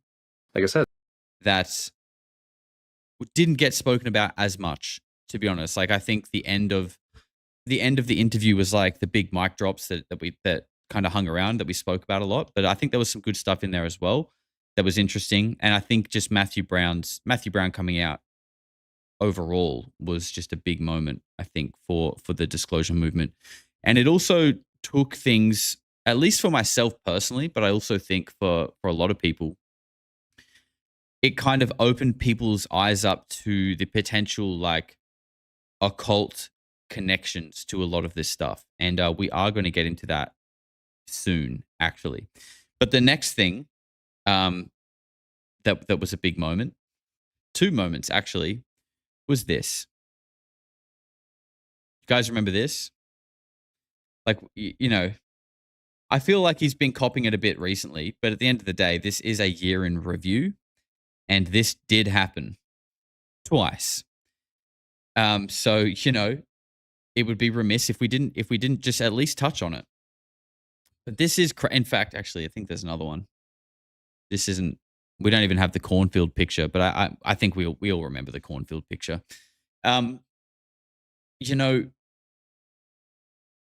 Like I said in the video the other day, right? There's a difference between attacking someone and asking questions. Okay. And like, I'm definitely not an advocate for people to attack anyone, where even if they're wrong, right? If someone says something and gets it wrong, publicly attacking them is like, I don't agree with it. And also, like, what do you sort of expect? Like, and most people, when they get attacked publicly, are going to get like defensive in some form. Okay. There are some people who are able to just go zen and just ignore the noise, and big respect to that. That's definitely the way to do it. But like when you attack people, expect some kind of reprisal. Like you should, if you're going to attack someone, you should expect them to defend themselves, right? So I think like people need to be careful about like, or maybe we should ask ourselves, like, are we just asking questions, or are we kind of asking questions and being kind of attacking people at the same time? Like there is definitely a difference there. And look, I've asked questions. I've never faced any kind of backlash, at least that I know of. But there are people out there who ask a lot more questions than I do, to be fair, which could have something to do with it. But it's also the way that it's done as well. Now, but the questions are fair. Again, this is the point, right? Is the questions are fair. This guy told us that he ran ATIP, which was like a government effort to explore the aerial phenomenon, which was funded with like millions of dollars, and that he worked in intelligence, counterintelligence specifically, and then does this. So, I mean, it's no wonder the program didn't do well and got shut down if the guy running it is doing this. Like you were given millions of taxpayer dollars, and this is the loin, like these are your fruits. Do you know what I mean? Like it's kind of like, okay, I think anybody should ask a question here. How did this happen? How did the guy who ran a government UFO program end up showing a picture of a chandelier reflection saying this is a UFO? These are totally valid, logical questions. But again, there is a difference to saying that and saying that this guy is XYZ derogatory term. Even if you have like some evidence or reason to say this is XYZ derogatory term about this person, don't say that without respecting that other person to just like fight back. Obviously, right? If someone comes and attacks you on the street, you're probably going to defend yourself. Like that's just the way things work, I think. So just expect that if you're going to attack someone like this. Not that I don't agree with it, but expect it for sure. Okay, we're not going to stay on that one for too long because I feel like Lou's copped it a fair bit recently. He's copped it a fair bit. We'll let him off. Let him enjoy the rest of his new year. The next thing we're going to look at, I'm just kind of deleting things as we go, is, yes, the boogosphere. The biggest picture of the boogosphere ever to exist in history, actually. I might actually throw a poll up for this one because this is a weird one. I'm interested to see what people think about this. Let me just... There we go. Frame it up nicely. But in the chat right now, what do people think? In fact, is there like a recent update with this? I haven't really heard anything about this recently. How do you feel? We'll say, how do you feel about the boogosphere? How do you feel about the boogosphere? Fake, legit, fake, and gay. Fake and gay if you don't only think it's fake, but if you are annoyed by it. Greer had material from it dated to about 12,000 years old. Interesting. Greer has the stuff inside carbon dated recently. Okay, so this is a recent development. I would like to see that. I haven't really heard much from Greer recently. Remember when earlier this year Greer started like a podcast? He started doing a podcast because he wanted to I remember he said he started the podcast as sort of like a rebuttal to the disclosure that was going to unfold this year. Because he knew that it would be like government disinformation. And as it came out, he wanted to then like give his opinion on it. But then kind of like nothing really came out. What a shock. I've seen an object exactly like the boogosphere. Yeah, Josh, see, this is the thing, right? There are absolutely things like this in the sky. Like, I don't doubt that. I think I've told you guys this story, how earlier in the year, I went and got my hair cut at a new barber. And he asked what I did for work. I said, I do YouTube. And he goes, what's your channel? I was like, UFOs and stuff. And, this guy's like not into this stuff at all. And then he's like, oh, no way. Like just the other day, I saw this like silver ball in the sky. And obviously like, I'm like, wait, what? And he's like, yeah, I got out my car and filmed it. And he showed me the video. And like, it wasn't super high def. Like he had to like max out his camera zoom to see it, but it was daylight and it was clearly just a circle orb sphere shaped thing in the sky. And this is someone who isn't into UFOs and was driving and was like, drawn in enough to pull over his car, get out and film it. So I absolutely believe that there are things like this in the sky. But I will say that I think the same thing that I did about the Juga Tube. And don't worry, we're going to get to that. I think like this. I don't think this is some kind of like alien technology orb. I think this is a man-made thing using, like, let's call it like occult technologies, like hidden technology that's suppressed from the masses. That's what it looks like to me.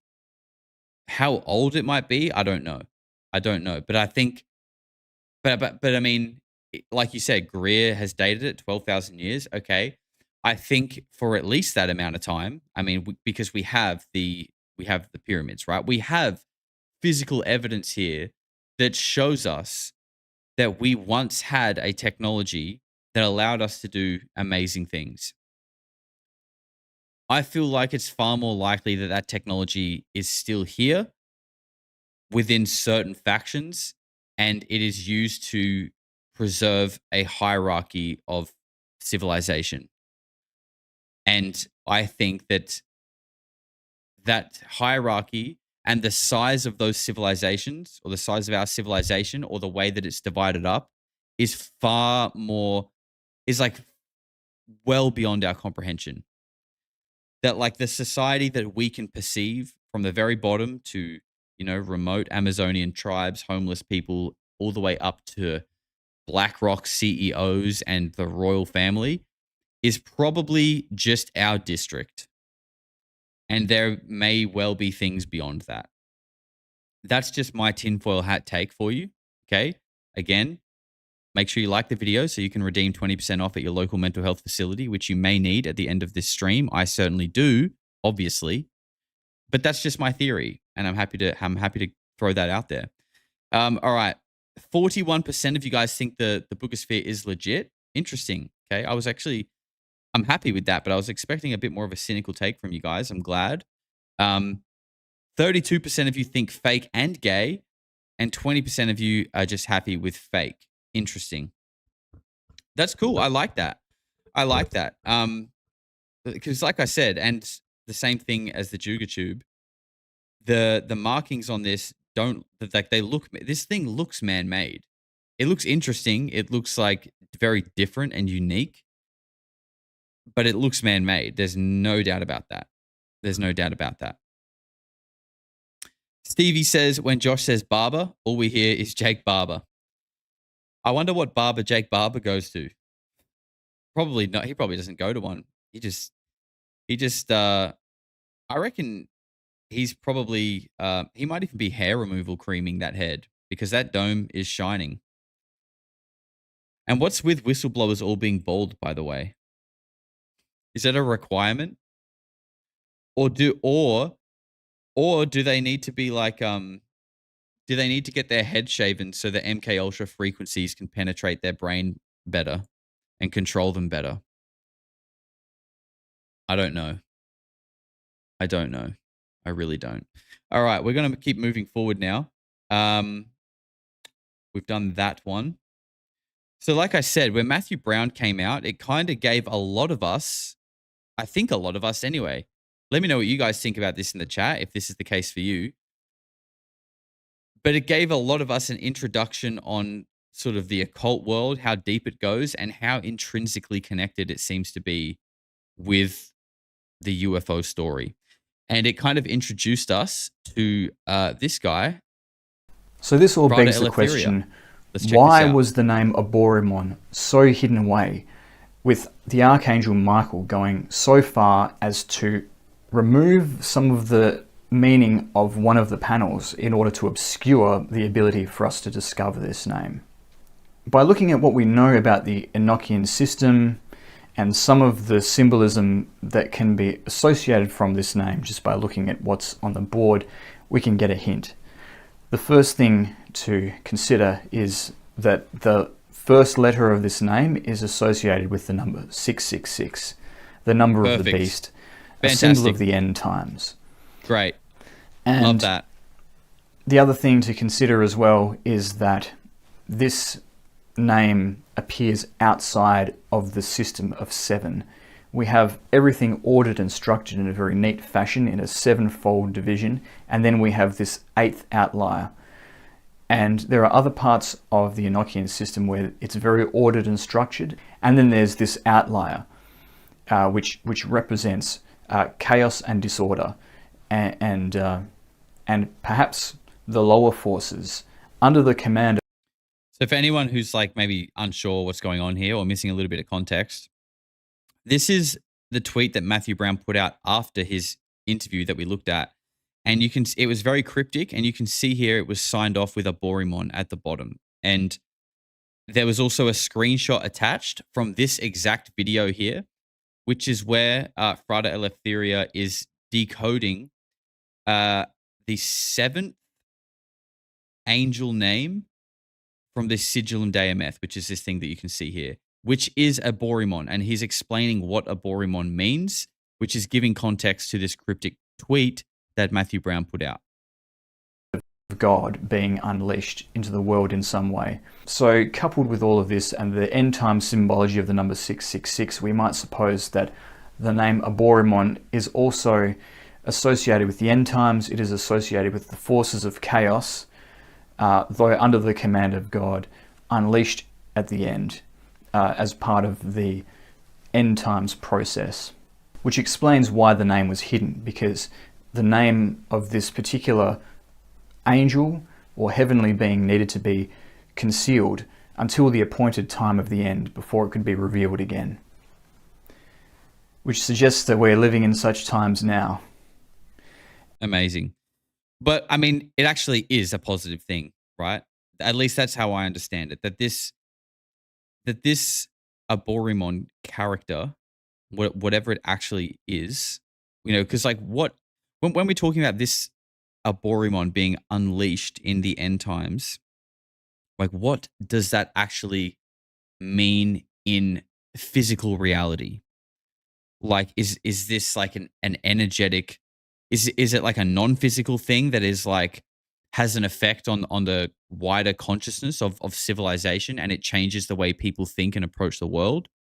Or is it like an actual being that comes during the end times to kind of combat evil or something like that?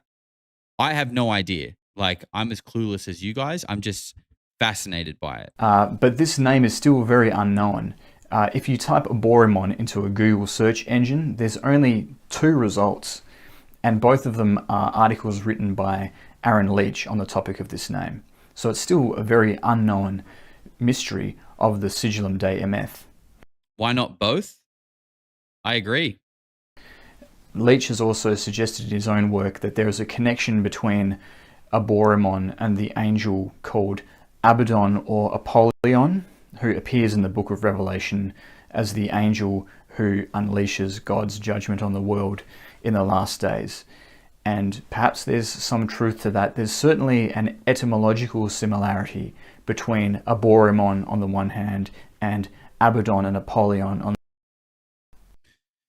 So interesting. If you guys are interested in this stuff, I did interview Frada on my channel. If you go to the Polarity podcast playlist, or go check out Lifting the Lamp if you want to know more about this stuff. But I guess as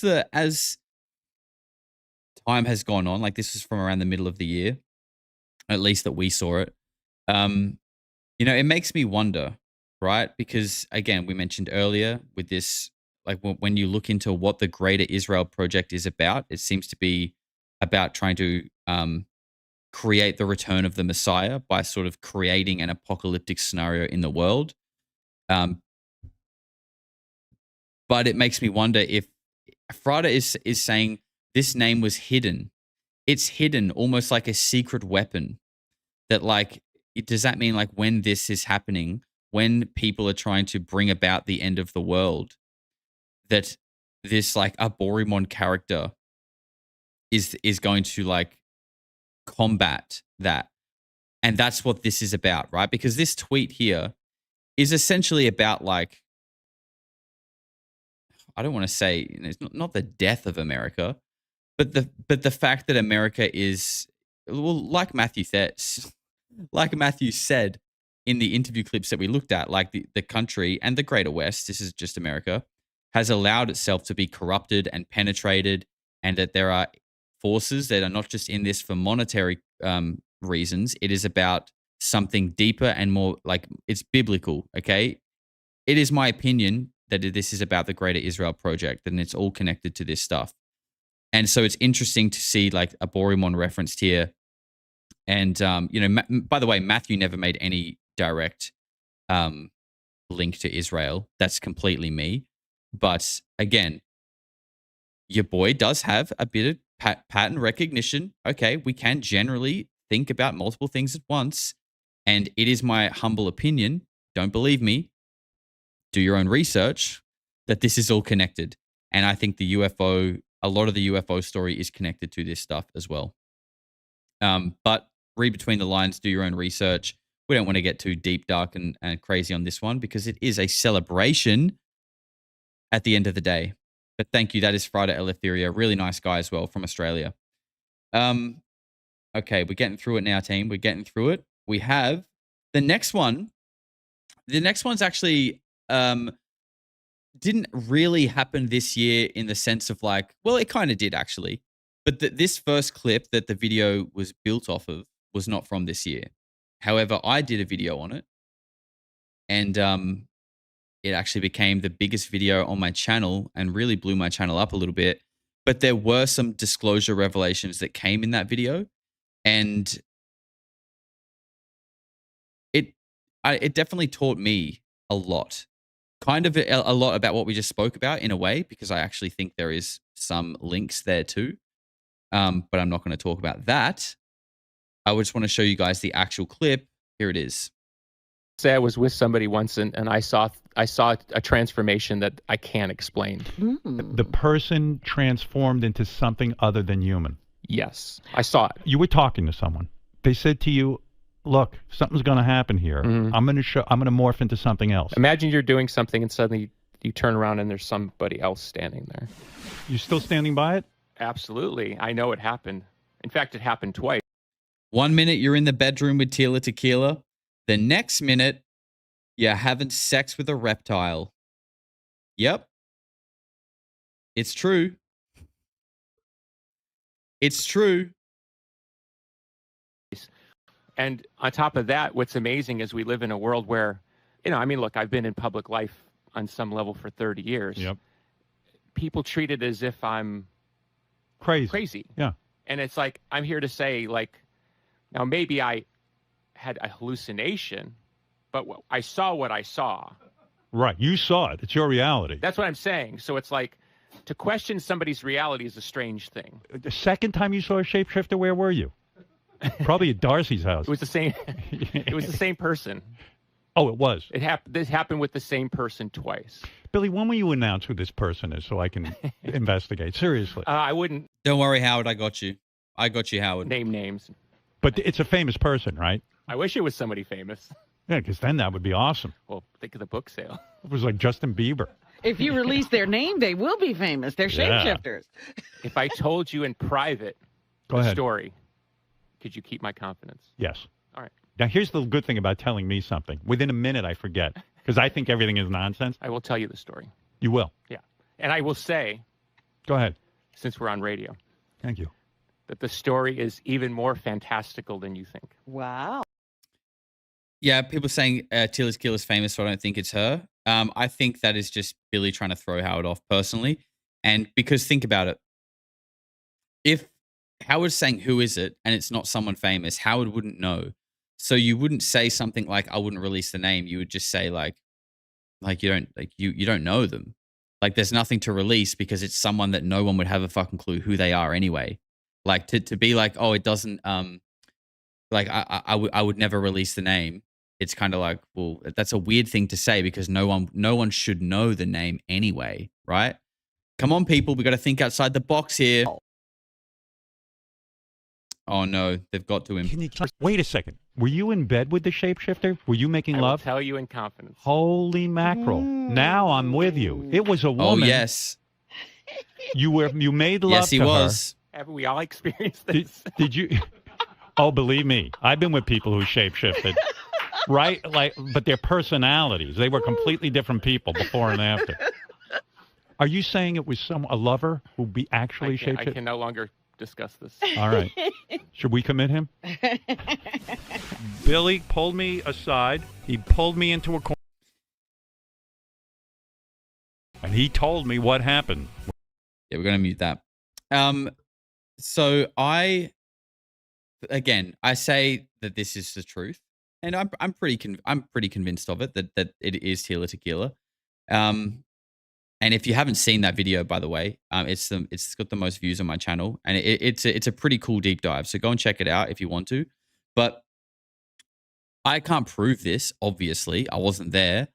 But I did get a little bit of inside intel from someone who I won't reveal their name, and the story that they gave me checked out with everything that I could find, and I kind of took you through that deep dive in that video. But this sort of really opened my eyes up to, I think the term shapeshifter it sucks because I think it automatically comes straight away with like this very like obviously like tinfoil hat conspiracy theorist connotation. But I think it's actually the best word we have to describe whatever these people are seeing. Do I think that like they're watching human morphology, like, someone's jaw and chin and bone structure literally morph in real life? No, obviously not, right? But something is happening.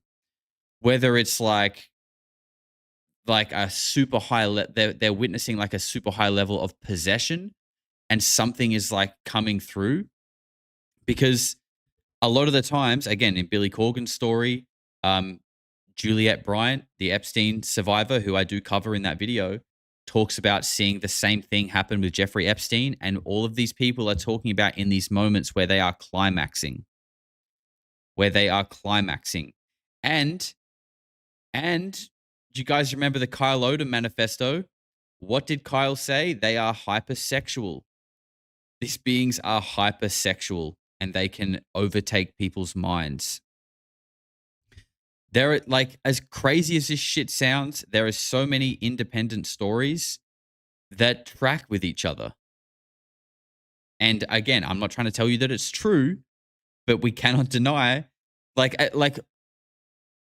it means that there are either shitloads of people from all over the world at various different points in time having the same hallucination, or they're being targeted with the same MK Ultra operation by our governments that we pay taxes to and that we trust, or they're seeing something real happen. Kind of every single one of those is very insane. And I would say the least insane one is that all of these people are having some kind of identical hallucination, and that for some reason, people all over time randomly think that they see people turn into some kind of like lizard-like thing. Like, if that's a real condition that people can get, it's kind of fucking crazy. Like, what is that? Can we get a diagnosis on that, please, and figure that out? If not, then people are being targeted with some kind of like lizard MK Ultra operation that makes them think that their own government and that the Queen and that people around them are potentially reptiles, or they actually are. Take your pick. Any of them are fucking crazy. Tila Tequila, ladies and gentlemen. Okay, we're closing in on the end of the year now. Again, I tried this one earlier and it didn't work. This was what I thought. It won't play. We got a clip here from Reese's interview with Peter Khoury. And I think, and again, this Peter Khoury story wasn't, like, it didn't happen this year. And it didn't only come out this year. Like, this is an older story. There's been DNA analysis done on the hair that was found.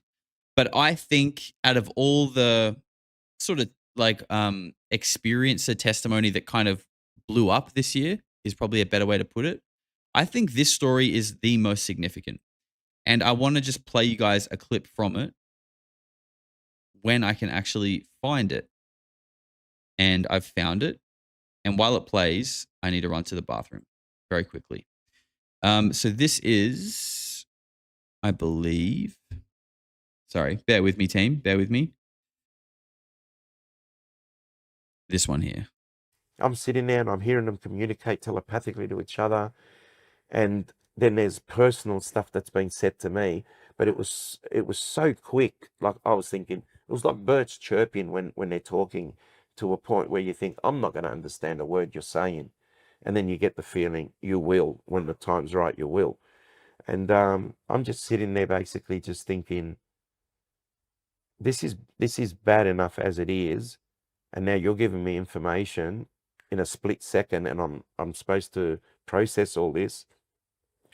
But I got told when my marriage would end. So they're giving you this information, and they're still there communicating with each other as well. Yes. What happens after that? They're talking to each other, they're communicating as well, and I'm coughing. I start coughing, and I couldn't hold it anymore. It was burning my throat so bad. And I'm looking down as I'm coughing. Of course, like I'm coughing down. I look up, they're gone, vanished. Just as quick as they entered my room, they vanished. I couldn't tell you how they got there and how they left. I didn't see them go through a wall, a window, or just poofed and down when it happened.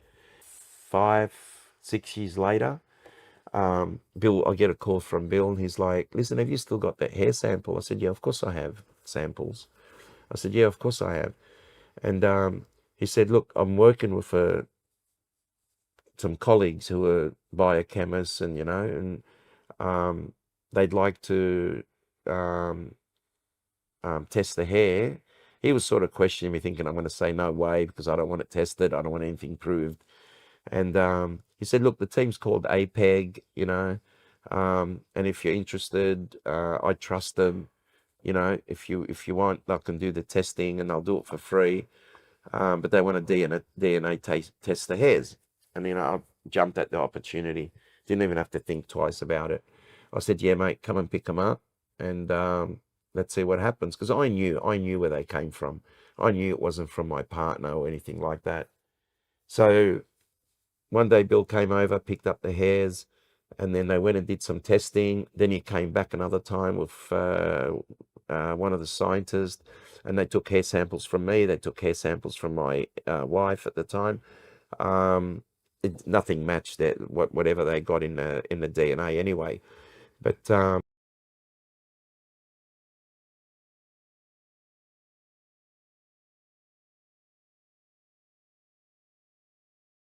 my apologies, muted. Sorry. There is a poll up for Peter. Let us know how you feel. Truth, fake, or still unsure. One thing I wanted to highlight, though, just before we continue with the rest of the clip, is that at the very beginning, he says how when these beings communicated with him, that they made clicking noises and sounded like birds. This is exactly how Charles Hall described the tall white beings at Area 51.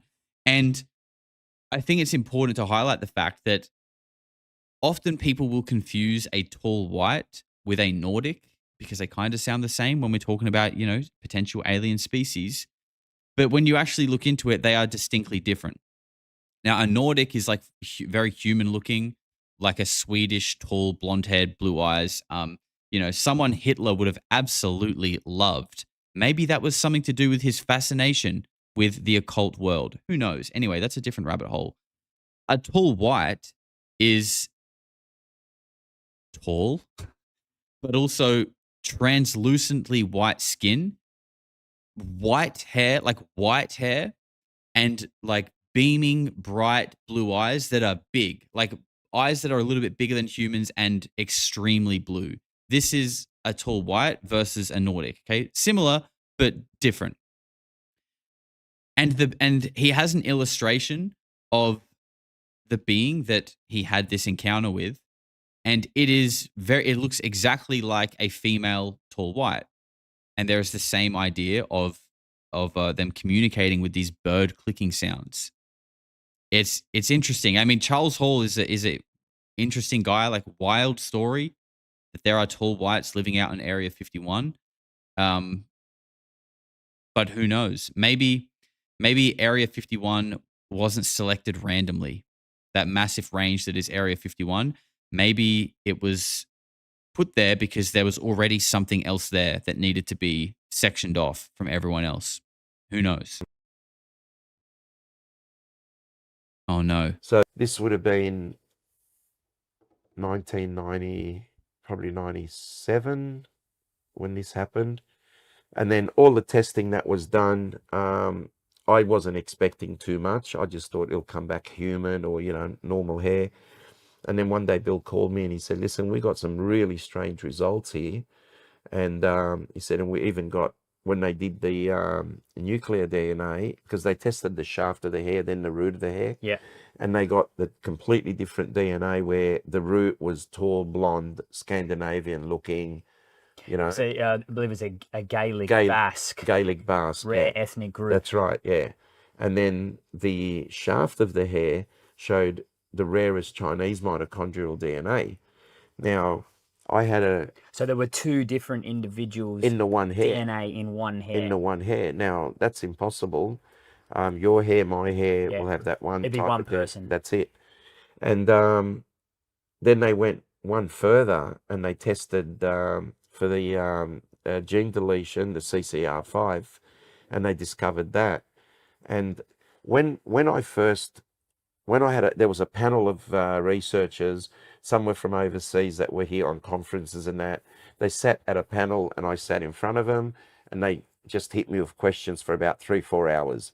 And they were making notes and, I was giving them all the information that I could. And one of the things I said to them, because she didn't have a belly button, and I remember saying, whoever made them for a reason, to sexually interact with people. And yeah, the reason is to, I guess, procreate with humans, which apparently that is what the Watchers did, right? According to the Book of Enoch, the Watchers came down, procreated with humans, and created the Nephilim. Maybe that's what's going on here. Who knows? Who knows? But this is a wild story. Peter, to me, comes across as a very honest guy. And as you guys know, like I'm good friends with Reese, who's doing the interview here. And I've spoken to him a lot about this just on phone calls. And there's more to this story, by the way. And like, it's a crazy story, but there's more to it. And Reese has said himself that like this guy just comes across as just telling it how it is, hasn't benefited from this at all.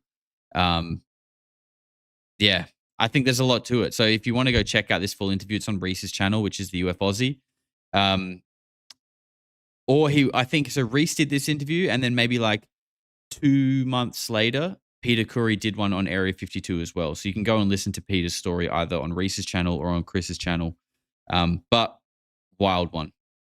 I think the most the most impactful story to really come out this year, even though it wasn't actually this year, because it's a story that has evidence. They have DNA tested this hair, and it is just literally out of this world, the result that it has. So what that means, I don't know. And the connection to the Charles Hall story there, I find really fascinating as well. Then we got to November. But first, Dan Garden with $20 says, just dropping by to say Happy New Year. Thanks for being a legend. Dan, thank you very much, bro. Thank you for also being a legend, for being a moderator and helping out with the channel, with the Discord. It means a lot, bro. It wouldn't be what it is without you. So thank you very much, and Happy New Year to you as well. Just a guy on a donkey says, Josh, you ever watched Generation Z Pod with Dave Zed? Go watch his Euclid series. Dave was onto this occult shit early. Never heard of it, bro. Never heard of any of it, but it sounds good. I appreciate it, man. Thank you very much. Happy New Year. And Jesus, for 3 months, says, so reptilians are just a bunch of gooners. According to Kyle Odom, yes. And the fact that the global elite who are potentially participating in these rituals, which usually involve sex, are also reptiles, according to whistleblowers. That's not me saying that. I'm just the messenger. The age of disclosure. The time this year where we were all getting excited to be told the truth about what is actually going on in this world. But then we found out to get that we had to subscribe to Amazon and then pay $40 Australian. not the disclosure we thought we were getting. But just to round that off, 46% of you guys think Peter's story is true. 42% are still unsure, and 12% say fake. Interesting. That's off 171 votes. Yeah, age of disclosure. Wow, wasn't this? I mean, look, I wouldn't even say it was a letdown. I think most people like kind of knew this was going to be what it was. What I actually think was the letdown, and look, I think if you guys probably think I'm just being salty because of like getting kicked off my live stream when I was covering this, which I don't think I am anymore. I definitely was for a while. I think I've gotten over it now. But what I actually think is the biggest shame is the fact that people who have been trying to clip this movie to like show it are just getting slammed with copyright. And I get that. Like I get, okay, protect your IP. Like I get it. But ultimately, it's promo for your movie, ultimately. And the movie is meant to be about telling people the truth of the world that they live in that's been suppressed for a long time. And it's already hidden behind a $40 paywall and an Amazon subscription. It just feels wrong. It just feels wrong. And like we said earlier, there's that the bit at the end of the movie with Lou Elizondo saying, I really wish I could tell you guys what I know. And, that day will come one day where you're going to say, I wish he told us sooner. It's like, okay, is there even a single positive I can take from what you just said? Or are you just teasing me? Like, what? Sorry, what was the point of telling me that? I don't understand. Is there a positive to take from that? Or are you literally just taking the piss? James Fox's is cheaper and better. Yes, I haven't actually watched it yet. So look, let me just take this moment to give James Fox a shout out, because we all knew that his second cut of of Moment of Contact was coming. We all knew that, and he was saying it's coming in December. It's coming in December. Well, it came out, and like it just I don't know if I missed it, but I feel like I'm not alone here. He never really did like, here's the movie, it's out, release date. But it's out. It's been out for like a week. I didn't see anything other than like I got to the end of his episode on Jesse Michaels, and then by the end of it, I was like, wait, so it's out? Like you'd never even really like until like towards the end, they were sort of saying like, yeah, you can watch it here. I was like, wait, what? It's out now? Like there was no big post or anything. So, obviously a very humble guy, James, shout out to him. And I will take this opportunity to let you guys know that the documentary is out and you should go and watch it. I think it's on Apple TV, but I could be wrong. I think it's on Apple, but I could be wrong. But I'm sure if you Google it, you'll be able to find it. Because that's a real story with real people who don't have an agenda, who aren't from an intelligence agency and are just telling you what they saw and what happened. And you've even got testimony from a doctor who allegedly worked on this non-human being. And he's like an active neurosurgeon or something like that. I think these people we should put a little bit more weight into. But that's just me personally. Make your own mind up. Okay. Yeah, I'm going to have to go get it again. But you got a flash. You know what's coming. You know what's coming. What a way to round off the year this was. The last thing I expected. Haven't actually heard much. I haven't really seen what's going on lately with him. I'm just trying to find that same video. Here it is. All right, guys. It's showtime. This is the one we're going to use to look at it. We're going to let it run. Take this drill. We're going to see what we can do here. Make sure the bit's tight. And I think, look, I'll just say one more time. I did get this wrong, and I am sorry. Sorry. I've been wanting to do that for a long time. Gloves, which is okay, but I've been wanting to do that for a long time.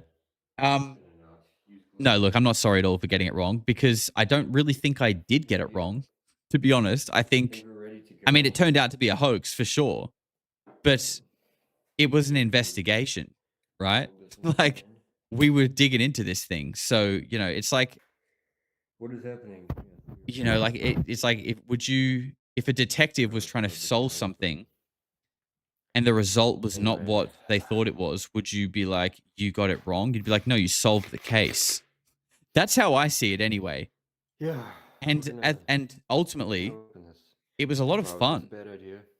And it actually kicked off the GeoGuessr, which I think we will do at the end of this stream, which is going to be very soon.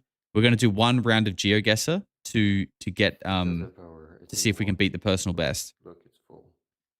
Because we were on Google Maps. We were looking for this guy's house. We really were trying to crack it, and it was a lot of fun. And I think a lot of people did have fun. Josh, man, you farmed it for 20 hours. Great job. I mean, yeah, I think the term like farm has like a negative connotation. Like people think that like I was milking it. But the truth is, I was into it. I was excited. I was like, it was an interesting story. And, I think other people were interested too, but they just were like too scared to like really talk about it or even like entertain the idea that it could be real. But I mean, that's just the way I roll. Like I do keep my mind open, and until we get some like hard evidence, I'm happy to stay open-minded and see where the clues sort of lead us. And the clue, and look, there are still people out there. Still to this day, I have people messaging me saying, "Josh, you have to go back and look at the James videos, bro. I'm telling you, this light, it's impossible the way that this light looks. You can't do that. It's physically impossible. There's so many sus elements to the videos that he keeps uploading now. It seems like he's being forced to redact what he's saying."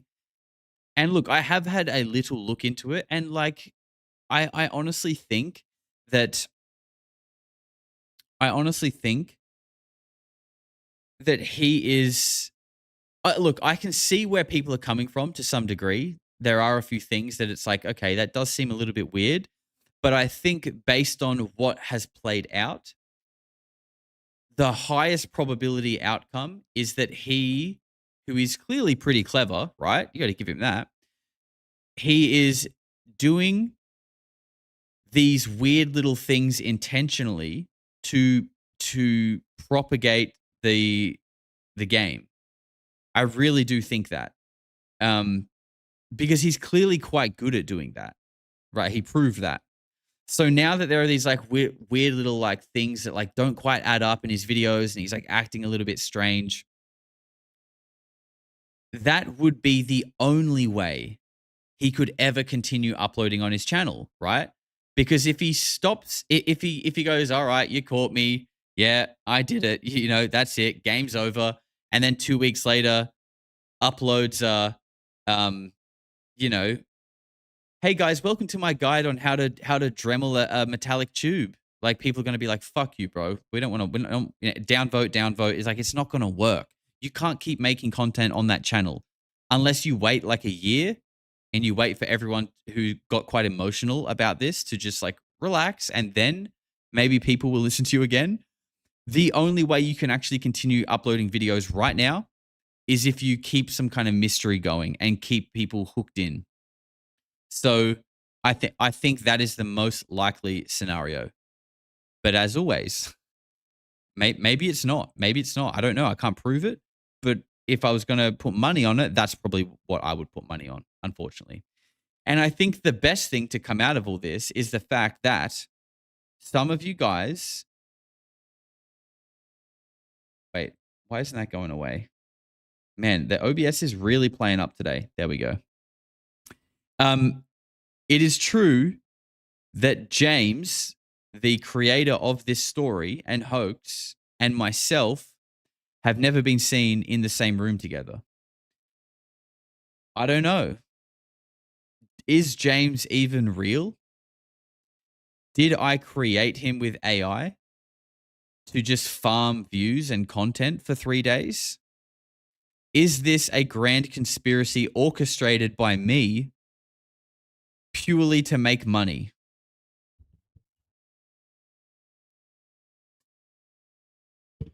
People on X would absolutely say yes to that.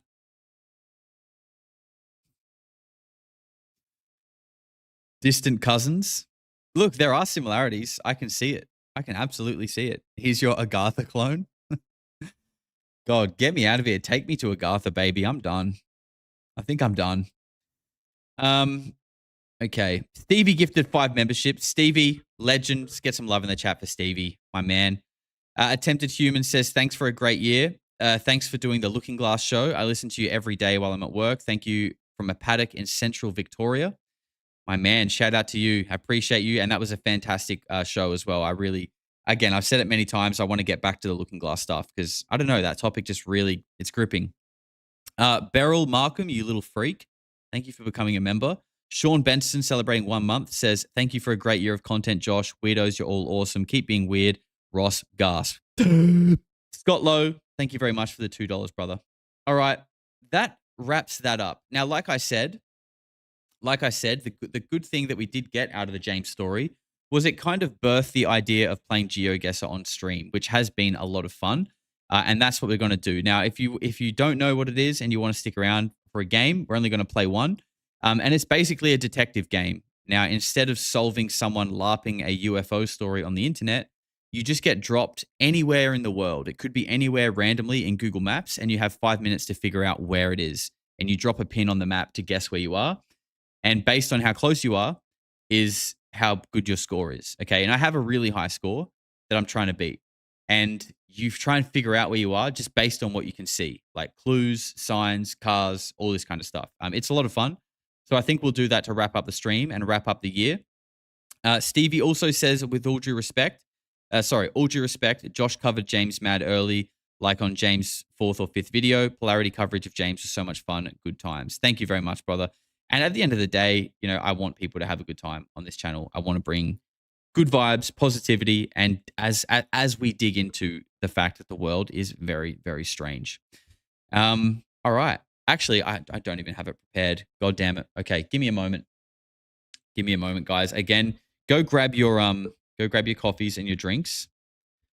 Top up your drink bottle, have a stretch, and we will get ready to play some GeoGuessr. This should plug us straight in, I think.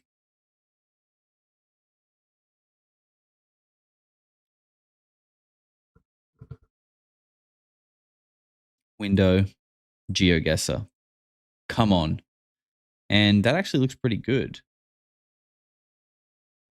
Perfect. All right. Oh, wait, I can't see you guys. Where are you guys? Hold up. Hold up. There you are. There you are. Okay. So as you guys can see, if you're new to this, that is a 3D rendering of me and my teeth. Extremely accurate. And we're going to go to classic maps here. So my high score is 2,400. No, I did this last time. 24,732. And a max score per round is 5,000 points. And you play 5 rounds. Okay, so we really, if we throw a single round, it's over. But that's okay.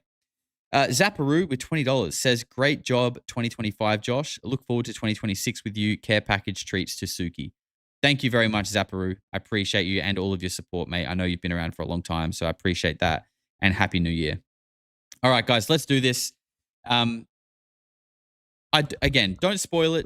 Try not to Google it. Okay, don't drop the answer in the chat. We don't want. We want to earn this. Okay, I want to earn this victory, and I want to earn this perfect score. Here we go.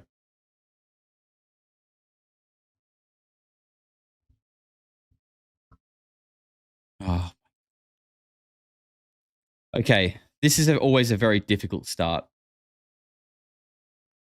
Okay, the guy's, is that his skin? Yeah, the guy's got very dark skin, and I think, you know, it's definitely giving like Africa or something like that. But Africa is a massive place, so we're going to need to do better than that. Okay, what do we got in this truck here? This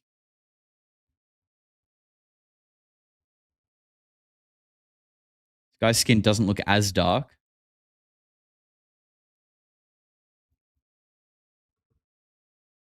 Yeah, look, this truck's not really giving us much at all, to be honest.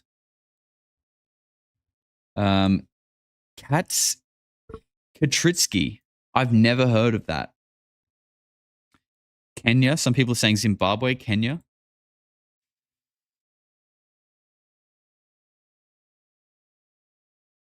Usually, so we play this a lot in the members section. Okay, it's a good thing to play in the members. Usually, if on the first round I get put in a really terrible place like this, which is not, well, it actually has been often recently. Usually, I'll reset it, but I'm not going to do that because we're not in the members section. I'm just going to go with it. Sokar.com, Kamasira.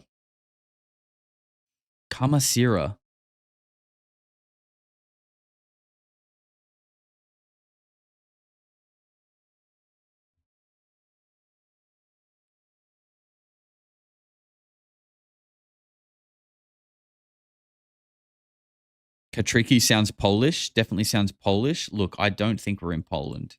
If we're in Poland, I will get a beer out the fridge and end this stream by sculling the entire thing. I do not think we're in Poland.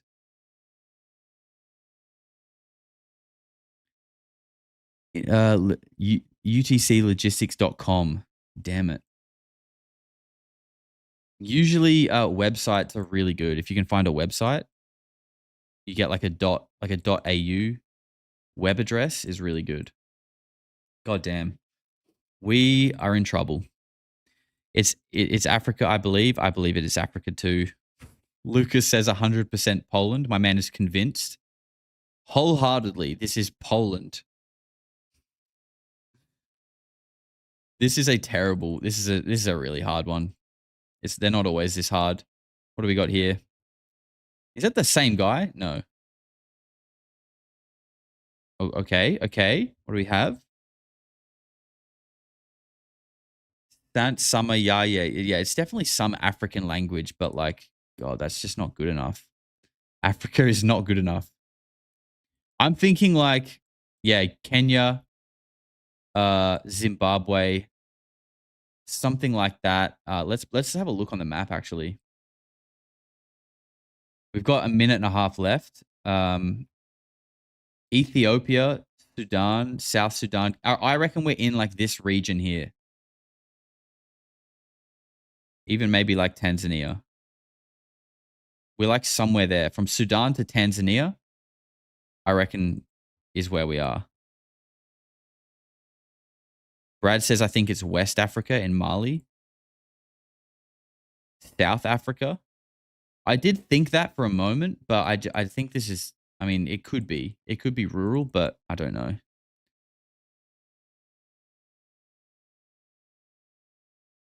One minute left. Come on, we need something. The thing is, in these kind of places, sometimes you just get like a Hail Mary and you find like a road sign that just tells you exactly where you are. What is that little thing? It's like a little sign here. Where is it? No, that's nothing. Okay, 40 seconds. We need to make a move. Kenya sounds good.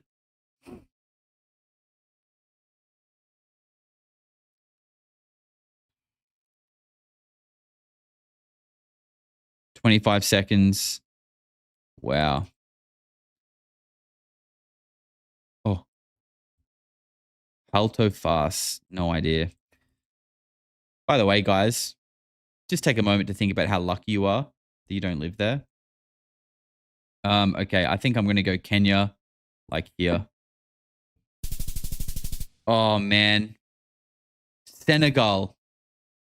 West Africa. Yep. Wow. 98 points. Okay. That is about as shit as it gets. That is like such a bad score. That is such a bad score. It's crazy.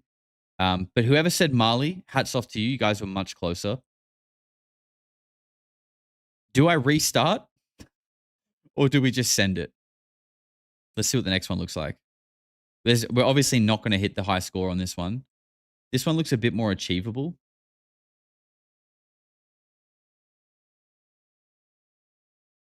Okay, what do we have here? Steering wheel is on the left.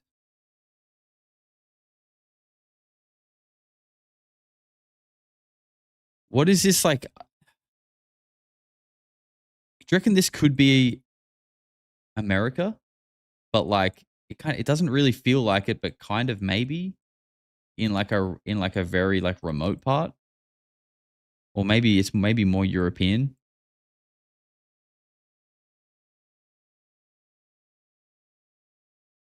UK. Their steering wheels aren't on the left in the UK, are they? They're on the right, like normal people.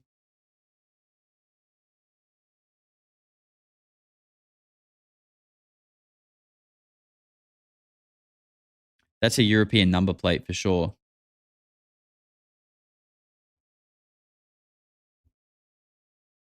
Tucano.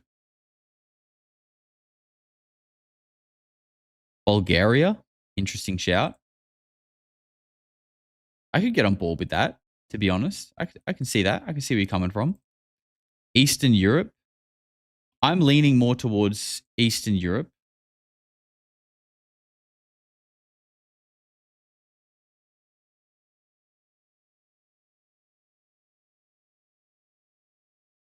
Three minutes left.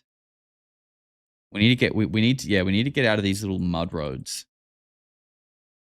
We need to go back to we need somewhere with like a sign.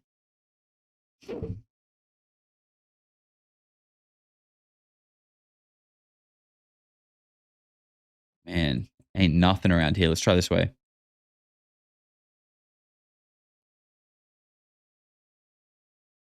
Okay, the stop sign is in English, which would make you assume that English is the predominant language here.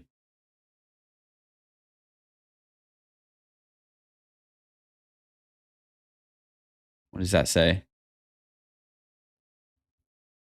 Never assume, because that looks like Russian on the floor and on this sign. Or I always get confused, Russian or Greek. Could be Greek. Could this be Greece?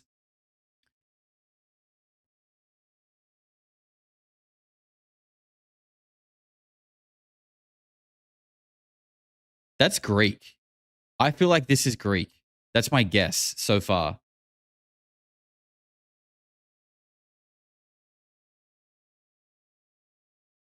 Hold up. We got some signs here. Let's look at this. Not very helpful. Just like a gas station.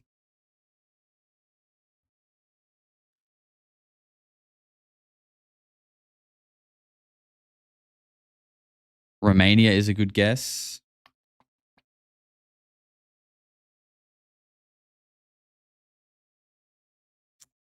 Yeah, we're not getting much from that, to be honest. Moldova. All right, let's start heading in. Let's start heading in. I think most people are sort of feeling like it's somewhere in this region here. We got Hungary at the top, Greece at the bottom, Moldova on the right-hand side.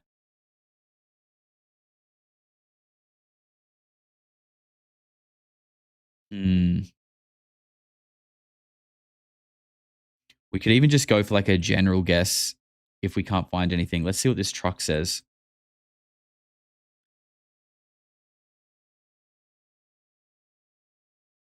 What language is that?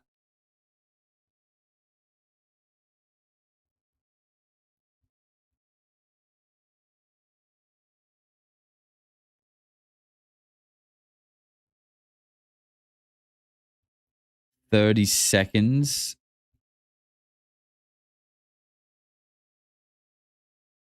Damn, this is a really bad start, actually. I don't think I've done two this bad in a row in a long, long time. Yeah, we're gonna pin it. We're just gonna generalize and see where we go. Wow. For a generalized pin, that's actually quite good. We were in Serbia. Just outside Belgrade. We actually had one in Belgrade just the other day. We'll take that. To be honest, 4,388 points. Like remember, a max score is 5,000 points. So like that's for how little of a clue we had, we kind of we fluked that, to be honest.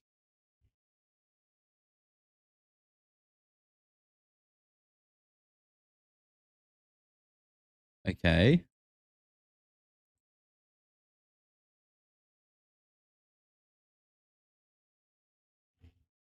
This looks like English and what language is that?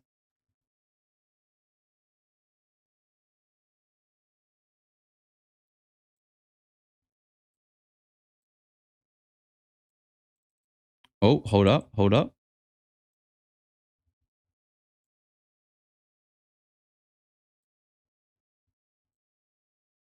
Canada, French.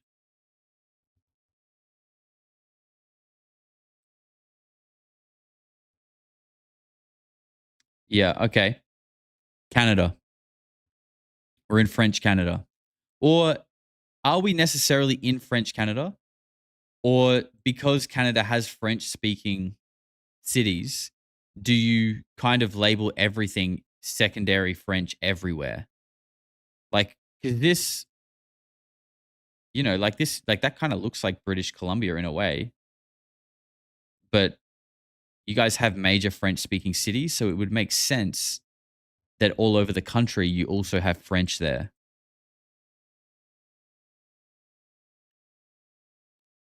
All we need to do really is figure out a sign of like what this place actually is, and that should tell us.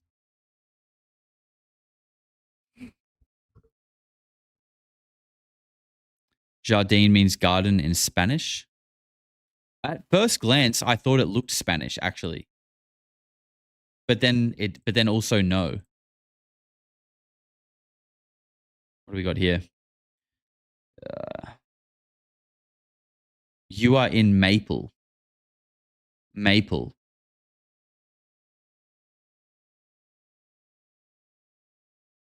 Got to be Quebec. Quebec is just French everywhere. But this is like primarily English though. Like it's listing French as a secondary language on all the signs.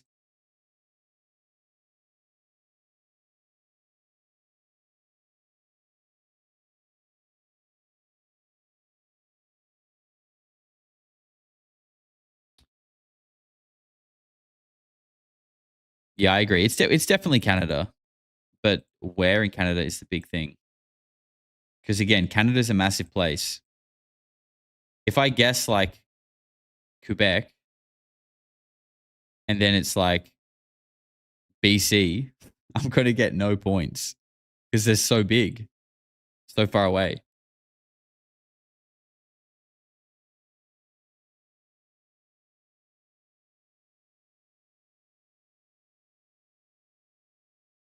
Two minutes.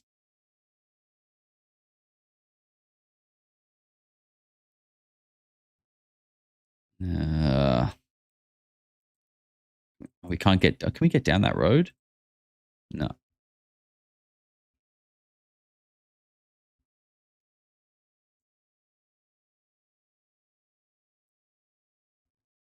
Montreal, Winnipeg. All right, let's pull up Canada. I think the safest bet is going to be somewhere in this region.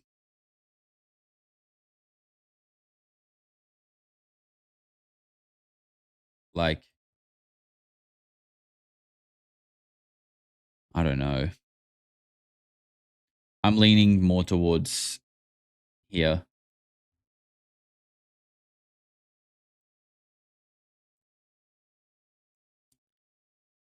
Probably going to go around Montreal somewhere, I think.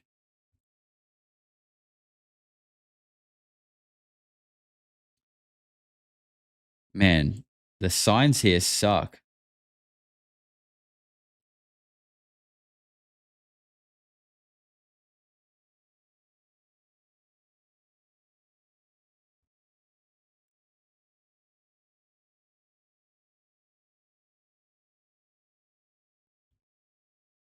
Nah, nothing. Nothing.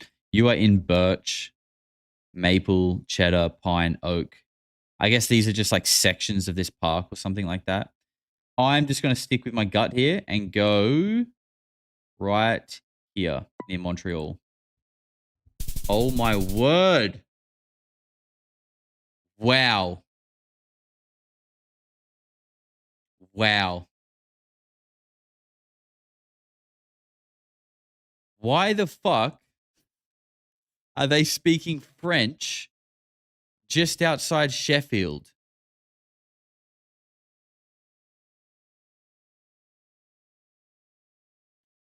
Can anyone enlighten me about this? What is this place?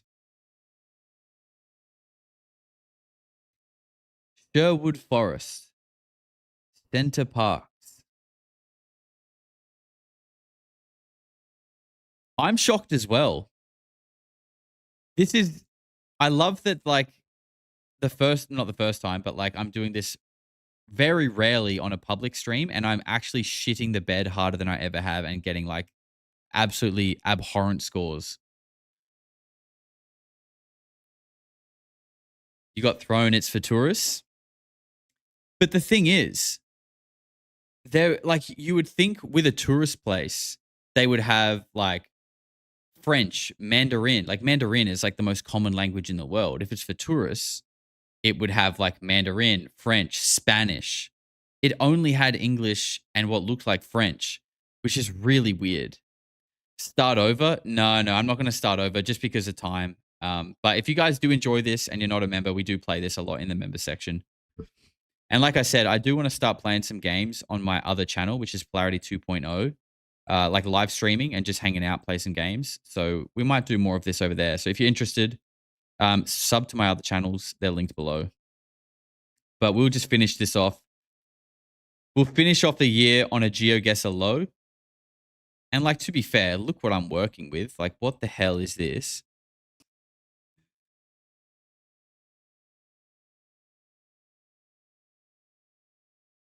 That place is originally French. There you go. Taris coming in with the law. Thank you very much, bro. I mean, this is ridiculous. Like, I love this game when you get dropped into like a random city and you have, you know, cars and clues and bus stops and websites on signs. Like, you have all these things to kind of find. When you get dropped here, I hate this game. This game sucks ass when you get put in a place like this. Like, the only way you could get the answer right is if your autistic special interest is like horticulture and you can identify these plants and where they're like native to. Otherwise, good luck.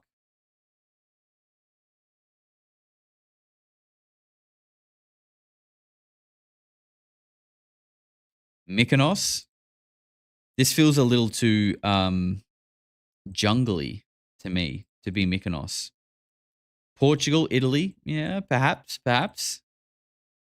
Jurassic Park. Good guess, possibly. Like, what the 2 minutes of clicking simulator. And now we're here. If any culturist experts in the chat, please.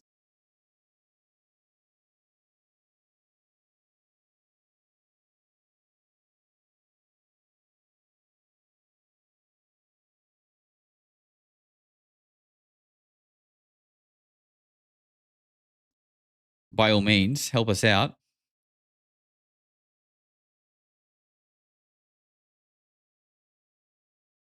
But yeah, if anyone who's like just been gifted a membership or just became a member wants to go back and watch previous games, basically all the live streams that are called Unfiltered, we usually just hang out for a while and talk about whatever. Check those out. You can. Look, this sucks. I'll be real. This sucks.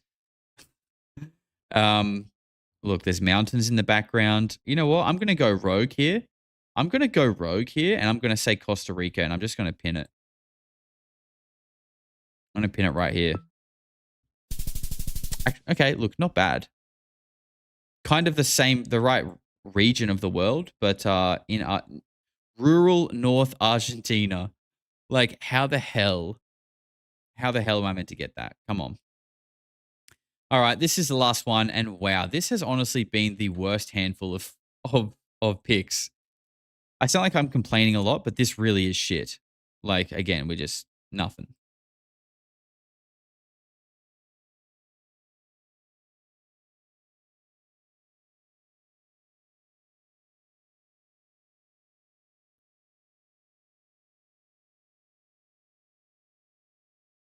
Queensland. Yeah, I was thinking potentially Australia, but I have a feeling not. Also because of the road, first of all, but also I feel like Australia seems to lack. It does come up sometimes, but not very often. Like it's pretty rare. Everyone's going to think we suck at this game. Yeah, I mean, look, my high score is there. It's there. The proof is there. But this is an absolute this is the definition of shitting the bed. Hingham, Cranworth. Okay, these sound like the most English names ever. Hingham, Cranworth, and like, what is that? Skolton? Like, you can't give me more English names than that. Skolton, Cranworth, Shipham, and Hingham. So English. Although it could be maybe Irish or Scottish too, but I'm leaning English for now. There we go. We've got the iconic red telephone box. So I think England is correct.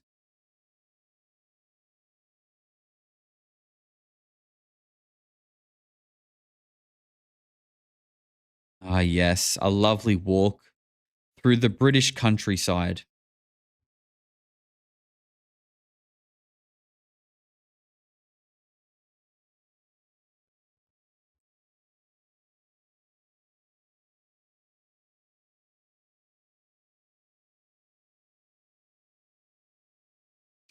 The English countryside is so nice, I must say. I've never been. I've been to England, but I've never gone like countryside, but it just always looks so nice.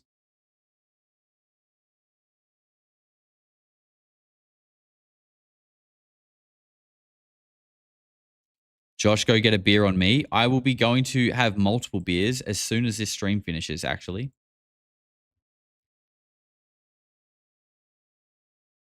Acorn Barn. Yeah, we're not really getting much here, to be honest. 2 minutes. This is the last one. I apologize for absolutely shitting the bed on this round, but you know, you can't win them all.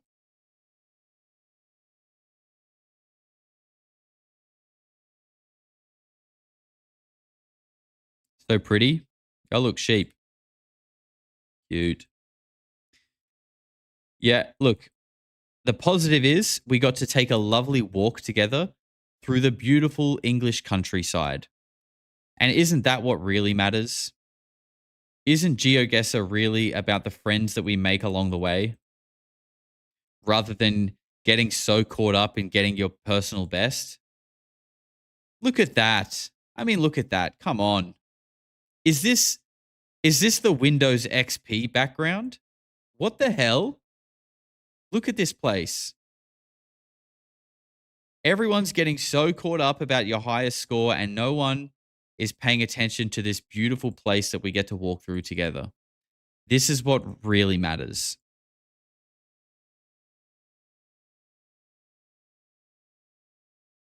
And I just wish there was a sign to tell us what this beautiful place is.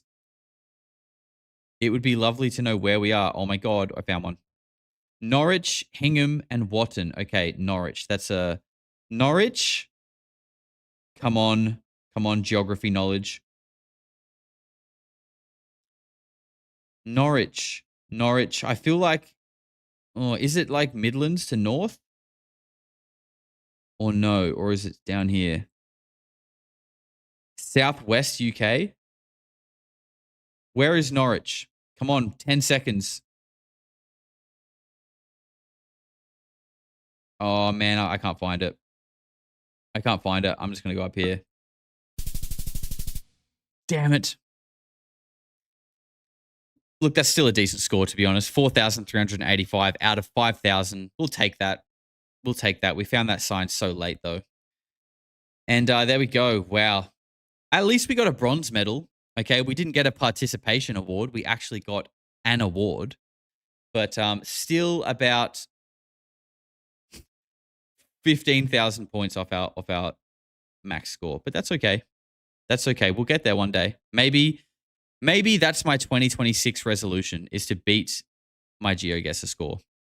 Guys, thank you all for hanging out today. I hope you enjoyed your 2025 Disclosure Wrapped review. Even though we had a few hiccups there, we did get there in the end. I appreciate you all hanging out. I hope you enjoy the rest of your day if you're celebrating New Year's Eve. Tomorrow, if it's New Year's Eve tomorrow for you. And I hope you have a really good time bringing in the new year with your family, friends, and your loved ones. Keep being good to each other. Be kind. Thank you for everything this year. It's been a crazy year for me. And I'm looking forward to making next year even better. So take care, everyone. Enjoy your New Year's, and I'll see you next year. Yep, I got a chance to use that one. Take care. Eventually, people are going to say, what the hell is going on? No matter how far you go into the dark, when you flip, you go exactly the same place to the light in our galaxy. Everything. Because everything is in balance. Everything is a polarity. I think it's just going to get weirder and weirder and weirder, and finally it's going to be so weird that people are going to have to talk about how weird it is.